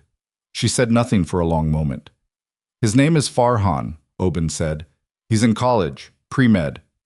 The quality of the silence in the room changed. Tara looked at the table. She was aware of something moving in her chest that she was not going to examine in front of Garrett Oben, not because she was embarrassed by it, but because it was too large for examination in real time, and she needed to put it somewhere safe and deal with it later, in the dark, in the way she dealt with things that were too large for the middle of a day. "Okay," she said. It was not an adequate response to the information. Oben seemed to understand that it was the only one she had available right now. "Drummond's offer," Oben said. "The advisory role. He told you about it." "He told Rourke. Rourke told me." He looked at her steadily. "Take it, Tara." It was the first time he'd used her name. She registered it without showing that she did. "I don't need career advice," she said. "It's not advice, it's—" He stopped. Tried again. "You know what you can do that most people in that role can't? You know what it actually costs. The physical reality of it. You've been on both sides of the medical equation in the field, and now you've been on the civilian side for 4 years, and you know things that the people currently designing those protocols don't know." He paused. "That's not flattery. It's a gap assessment." She looked at him. "Also," he said, with the dry quality again, "it would be considerably easier to find you if you had an official office somewhere." She picked up her cup. "I'll think about it." "That's what you said about the ceremony." "It is," she said. "I'll think about both." He stayed for another hour. They didn't talk about Cudwell directly. Not the details, not the sequence, not the things that had happened in the specific minutes that neither of them would ever fully metabolize. They talked around it, which was the way people who had shared something like that usually managed it. The thing itself was understood. What needed to be said was the everything else, where they'd been since, what they'd done with what remained, how the years had moved. When he left, he stood in the doorway with his cane and looked at her with an expression that had stopped trying to be anything other than what it was. "We're glad you're still here," he said. She held the door frame. "So am I," she said, and meant it in a way she hadn't quite until she heard herself say it. The consequences for Sandra Pruitt arrived in stages over the following 3 weeks, and they were thorough. The State Medical Board issued a formal finding of unlicensed practice within 10 days of the IG investigator's report. The finding was public record, which meant it was searchable, which meant it would follow Sandra into any future application for licensure reinstatement, which the board had indicated would not be granted for a minimum of 5 years and would require demonstration of remediation that went considerably beyond completing the missed continuing education hours. The conduct review that had originally triggered her renewal denial, which predated her arrival at Calloway by 2 years and concerned a complaint from a staff member at a previous institution, was reopened and added to the current case file. Calloway Regional terminated her employment on the grounds of unlicensed practice, falsification of employment records, and conduct unbecoming, the last of which was the kind of category that existed specifically to contain things that were clearly wrong but resisted tidy classification. The termination letter was formal and precise, which meant the hospital's lawyers had written it with an eye toward the civil proceedings that Sandra's own attorney had already indicated were coming from at least 2 of the 7 staff members whose records had been manipulated. The credentialing coordinator who had failed to verify the license denial, and who had, the investigation established, been aware of the denial and had chosen not to surface it, was terminated on separate grounds. Her case was referred to the county for review of whether her conduct met the threshold for obstruction of a regulatory process, which was a question that would take longer to answer but had been clearly asked. Carver faced a formal review from the hospital's board for supervisory failures, specifically for the conditions that had allowed a 14-month credentialing gap to persist undetected, and for the complaint documentation processes that had been insufficiently audited. The review did not result in his removal. It resulted in mandatory remediation, a formal reprimand added to his professional record, and the installation of a new credentialing verification system with multiple independent checkpoints that would have caught Sandra's license status within a standard review cycle. It was not a satisfying outcome for the people who believed Carver should have seen what was happening and hadn't. It was not nothing, either. Carver knew what the reprimand meant and would know for the rest of his career, and there was something to be said for consequences that lived in the record even when they didn't remove the person who'd accumulated them. The male nurse who had resigned 18 months earlier, his name was Philip Strand, and he'd moved to Colorado after leaving Calloway, was contacted by the IG investigator and then by Calloway's legal office. His resignation was formally reclassified as a constructive dismissal, which changed his severance status and opened the door to a civil claim he was in the process of evaluating. He was offered re-employment, which he declined. He sent a brief written statement through his attorney that said he was glad the pattern had finally been exposed and that he hoped the other people on the list were finding their own paths forward. Tara read a summary of his statement in the documentation Haskins provided and sat with it for a few minutes. She had never met Philip Strand. She had been targeted by the same system that had targeted him. The fact that her case had attracted the kind of attention that cracked the system open was not something she'd arranged or intended. It had happened because a soldier she'd saved had made a phone call, and that phone call had connected to an infrastructure of military accountability that a charge nurse in a Montana hospital had never had occasion to encounter before. Philip Strand's case had not had that intersection. He'd been alone in it, which was why it had worked on him. Tara had been alone in it too, and it had almost worked on her. The difference was proximity to a set of circumstances that were not reproducible, and she was clear-eyed enough to know that. Being clear-eyed about it didn't make her any less glad for it, but it kept her from treating her own vindication as a moral story about how justice always arrived. Justice had arrived here because the conditions happened to produce it. That was not the same as inevitability. The ceremony at Fort Garner was scheduled for 6 weeks after Damon Rourke was discharged from Calloway Regional. Tara drove down to Wyoming 2 days before it. Not because she needed 2 days, the drive was under 3 hours, but because she wanted to arrive before the ceremony rather than into it, to have time to move through the place at her own pace before it was organized around an event.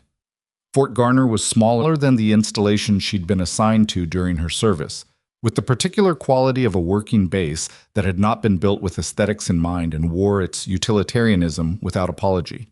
She'd been through it twice before, years ago, in transit rather than stationed there.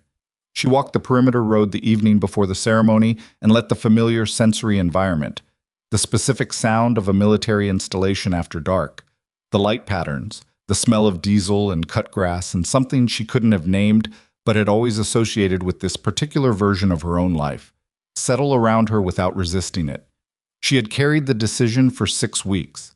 Drummond's offer, and Reyes's voice on the phone, and Oban in her doorway saying, "Come back, not all the way, just enough."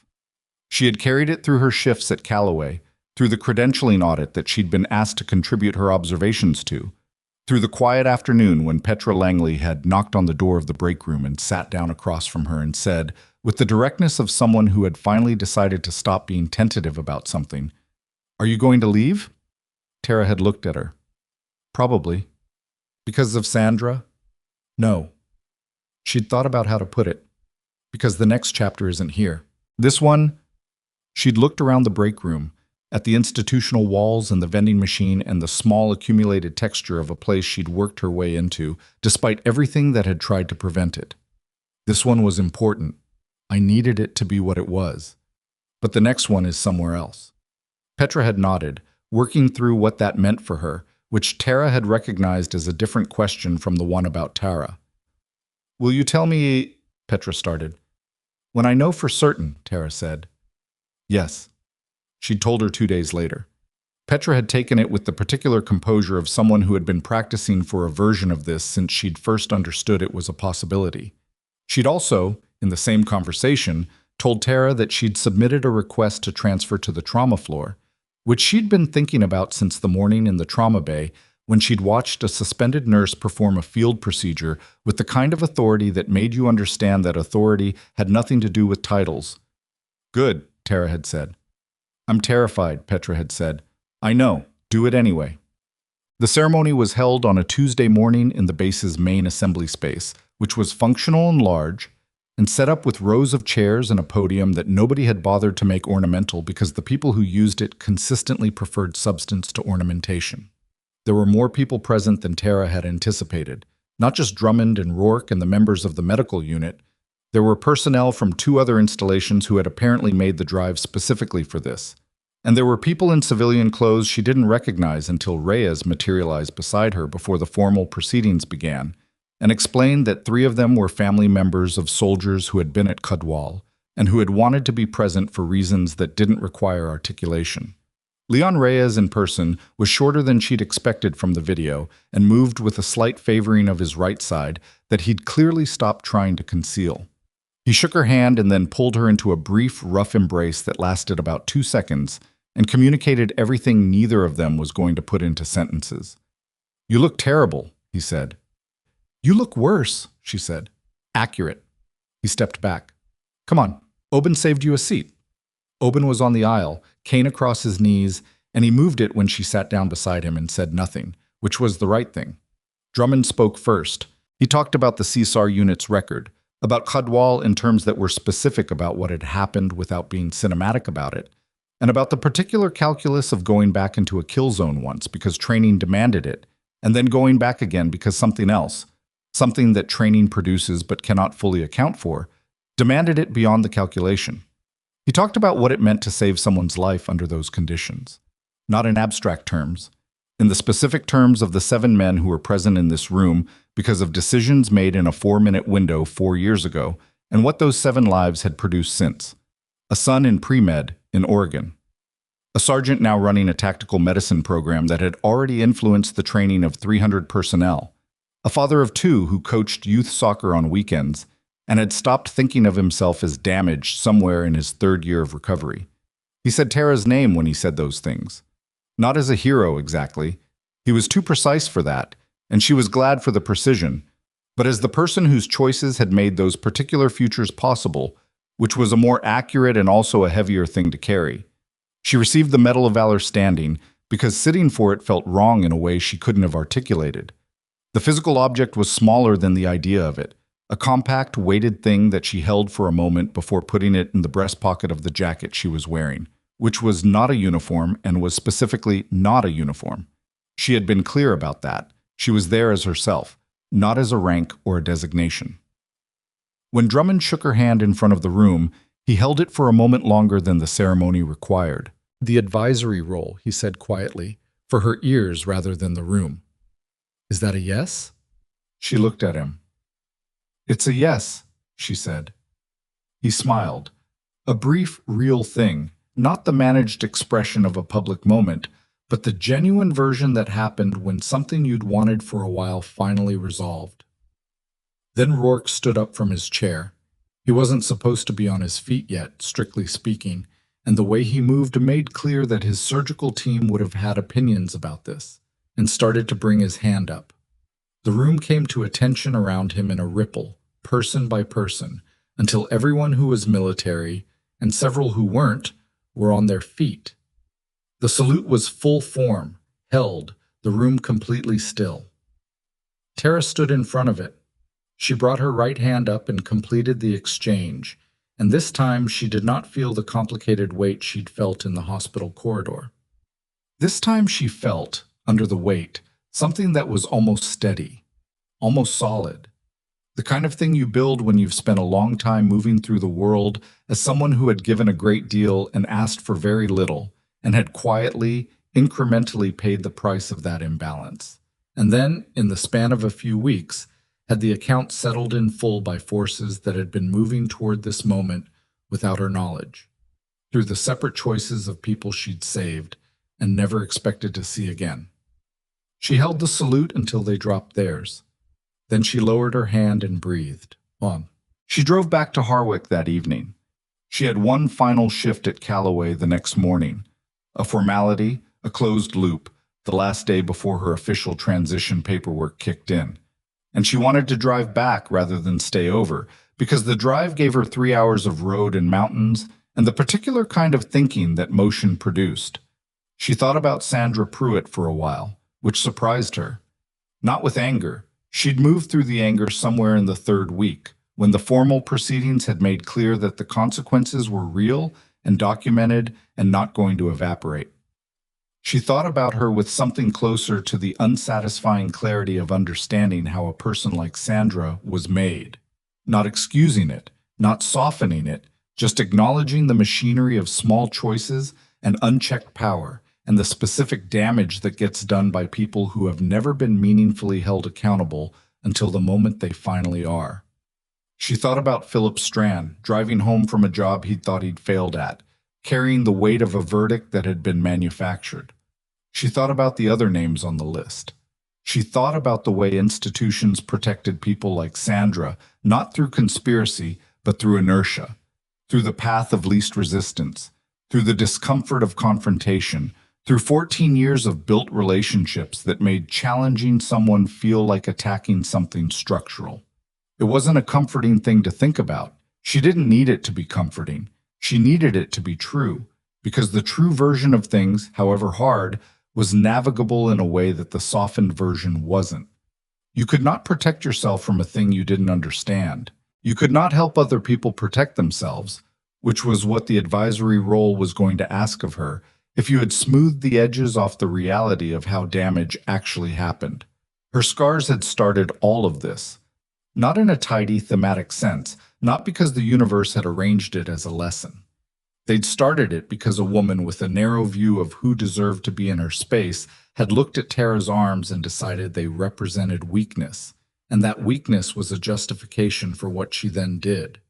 The scars were proof of the opposite of what Sandra had decided they were. They were the record of survival under conditions that would have ended most people, worn on the surface of a body that had then gone on to train for years, work for years, keep moving through a world that had never made it particularly easy. She had spent years covering them because covering them was the path of least friction. She understood that choice. She didn't judge herself for it, but she was done with it. She drove into Harwick at 9:15 with the mountains behind her and the city lights ahead, and she parked outside her building and sat for a moment in the car before going up. She had one more shift, one more day in the place that had tried to grind her down and had instead, through the specific accident of what it had set in motion, given her back something she hadn't known she was still missing. She went upstairs. She called Reyes back. The call lasted 40 minutes and covered several things, none of them particularly dramatic, all of them the ordinary scaffolding of two people working out how to be in each other's lives going forward. He was going to do a medical advisory course in the spring that would put him in Wyoming for several weeks. She said she'd probably be at Fort Garner by then. He said good. She called Oban briefly to tell him she'd said yes to Drummond, which he received with the specific silence of a man who had been quietly confident of this outcome and was too disciplined to say "I told you so." She slept well. The last shift was a morning shift, 7 to 7, and she worked it the same way she'd worked every other shift at Calloway, fully, without saving anything back. Gerald had been discharged the previous week. The teenager with the broken wrist had gone home with a cast and a set of statistics she'd asked Tara to write down, which Tara had done. Room 12 had a new patient, an elderly woman with a hip replacement who was sharp and funny and called Tara "young lady" in a way that managed to be warm rather than condescending. At the end of the shift, Petra walked her to the lobby. They didn't say much. Petra was doing the composure thing again, the practiced version, and it was better than the first time she'd tried it. Less visible effort, more genuine arrival at steadiness. "Trauma floor orientation is next Monday," Petra said. "I know, you're going to be good at it." "I don't know that." "I do." Tara looked at her. "You notice things. You care in the right direction, toward the patient, not toward being right. That's harder to teach than the clinical stuff." She paused. "When things go badly, and they will, don't try to make it neat in your head afterward. Just look at it as it was and figure out what you can take from it." Petra nodded, storing it. "And check IV tape," Tara said. "Always check the tape." Petra laughed. A real one, brief and slightly off balance, which was the best kind. They said goodbye at the main doors. A handshake that turned briefly into something else, and then resolved into a handshake again, which was the right shape for it. Tara walked to her car. She drove home. She had a lease to end, a moving company to schedule, a list of logistical tasks that needed to be worked through in sequence. Practical things, which suited her. She had never been good at transitions that required processing in advance. She was better at moving through them and looking back from the other side. She went upstairs. She stood at the window for a few minutes and looked at the water tower. She had looked at this water tower for 6 months, in the early mornings and the late evenings, and the dark middles of nights when she'd been awake for reasons that weren't insomnia, exactly, but were adjacent to it. It was not a remarkable water tower. It was a metal structure on an elevated foundation with a blinking aviation light that served an entirely functional purpose. She had found it comforting. She was not going to examine why too closely. She took her phone out and looked at it. Reyes had texted, "Fort Garner has good coffee now, apparently. Progress." Oban had texted, "Drummond says paperwork goes through next week. You're officially on the books." Drummond himself had sent a one-line message, "Welcome back." She looked at these for a moment. Then she put the phone in her pocket and went to start packing. The life she'd built here, the small, careful, low-profile life she'd constructed in the aftermath of everything that had happened and everything she'd needed to step away from, had served its purpose.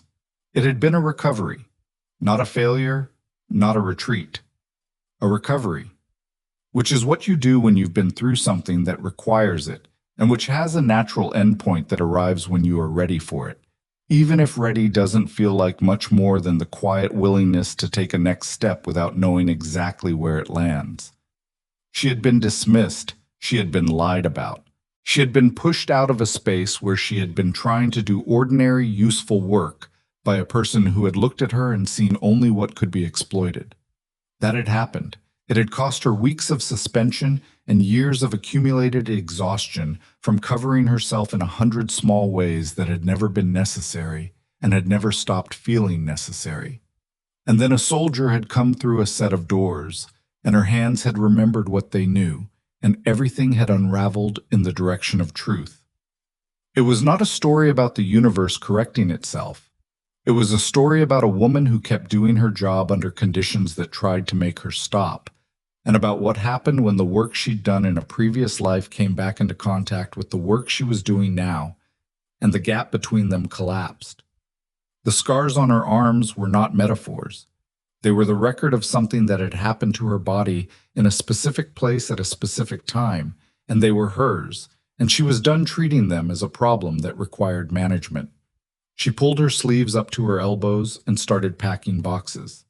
She did not look at the water tower again before she left. 3 weeks later, on a Thursday morning with the mountains visible on both sides and the road going south toward Wyoming and whatever came next. She had spent 4 years looking back over her shoulder at the life she'd left. She drove without looking back. That was the difference. That was the whole of it. She drove back to Harwick that evening. She had one final shift at Calloway the next morning.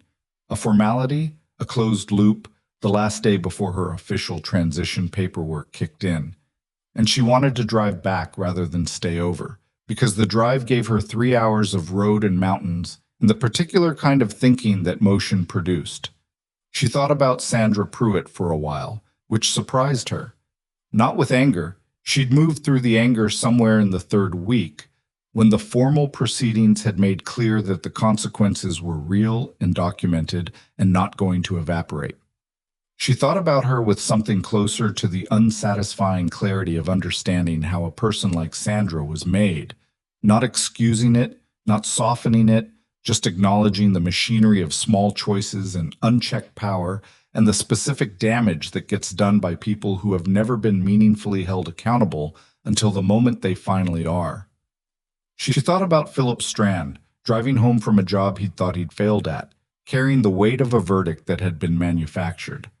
She thought about the other names on the list. She thought about the way institutions protected people like Sandra, not through conspiracy, but through inertia, through the path of least resistance, through the discomfort of confrontation, through 14 years of built relationships that made challenging someone feel like attacking something structural. It wasn't a comforting thing to think about. She didn't need it to be comforting. She needed it to be true, because the true version of things, however hard, was navigable in a way that the softened version wasn't. You could not protect yourself from a thing you didn't understand. You could not help other people protect themselves. which was what the advisory role was going to ask of her, if you had smoothed the edges off the reality of how damage actually happened. Her scars had started all of this, not in a tidy thematic sense, not because the universe had arranged it as a lesson. They'd started it because a woman with a narrow view of who deserved to be in her space had looked at Tara's arms and decided they represented weakness, and that weakness was a justification for what she then did. The scars were proof of the opposite of what Sandra had decided they were. They were the record of survival under conditions that would have ended most people, worn on the surface of a body that had then gone on to train for years, work for years, keep moving through a world that had never made it particularly easy. She had spent years covering them because covering them was the path of least friction. She understood that choice. She didn't judge herself for it, but she was done with it. She drove into Harwick at 9:15 with the mountains behind her and the city lights ahead, and she parked outside her building and sat for a moment in the car before going up. She had one more shift, one more day in the place that had tried to grind her down and had instead, through the specific accident of what it had set in motion, given her back something she hadn't known she was still missing. She went upstairs. She called Reyes back. The call lasted 40 minutes and covered several things, none of them particularly dramatic, all of them the ordinary scaffolding of two people working out how to be in each other's lives going forward. He was going to do a medical advisory course in the spring that would put him in Wyoming for several weeks. She said she'd probably be at Fort Garner by then. He said, "Good." She called Oban briefly to tell him she'd said yes to Drummond, which he received with the specific silence of a man who had been quietly confident of this outcome and was too disciplined to say, "I told you so." She slept well.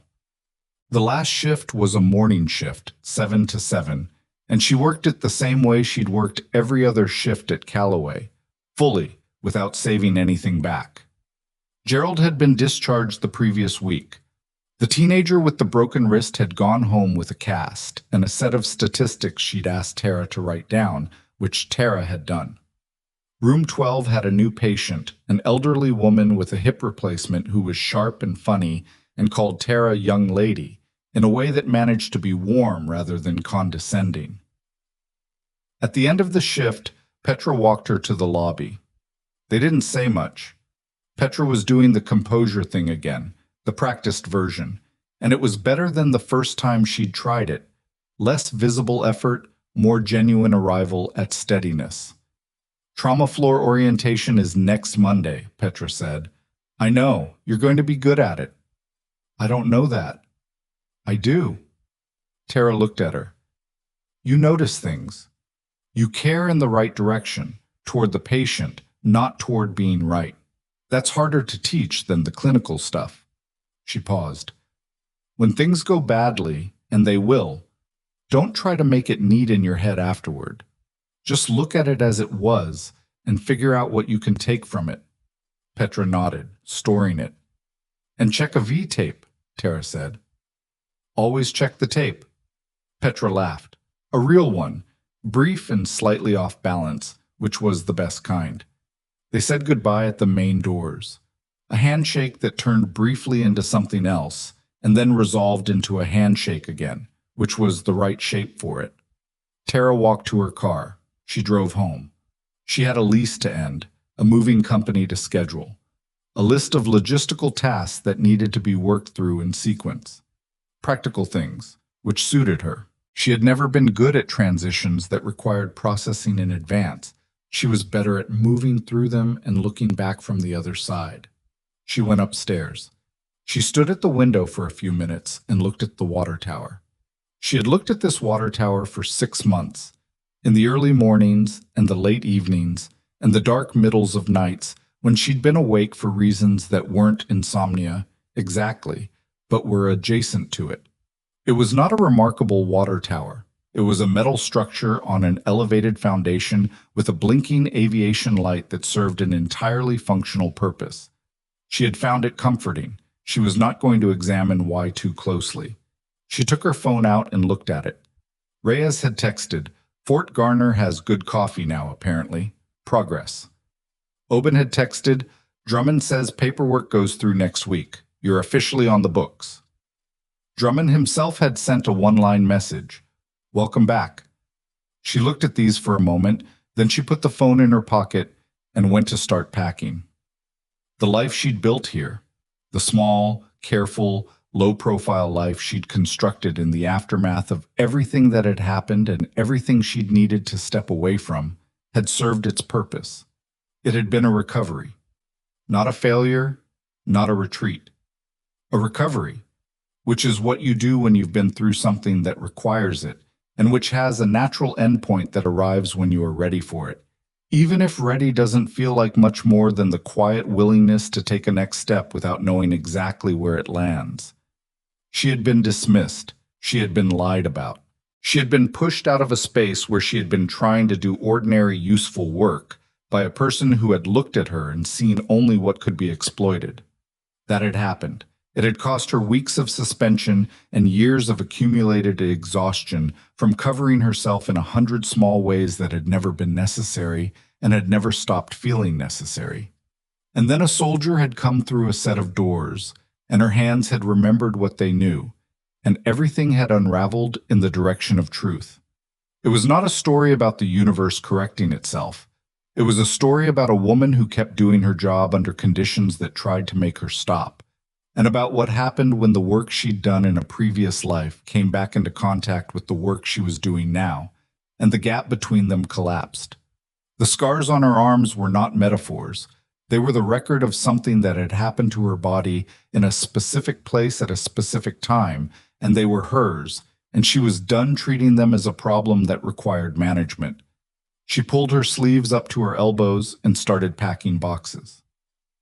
She did not look at the water tower again before she left.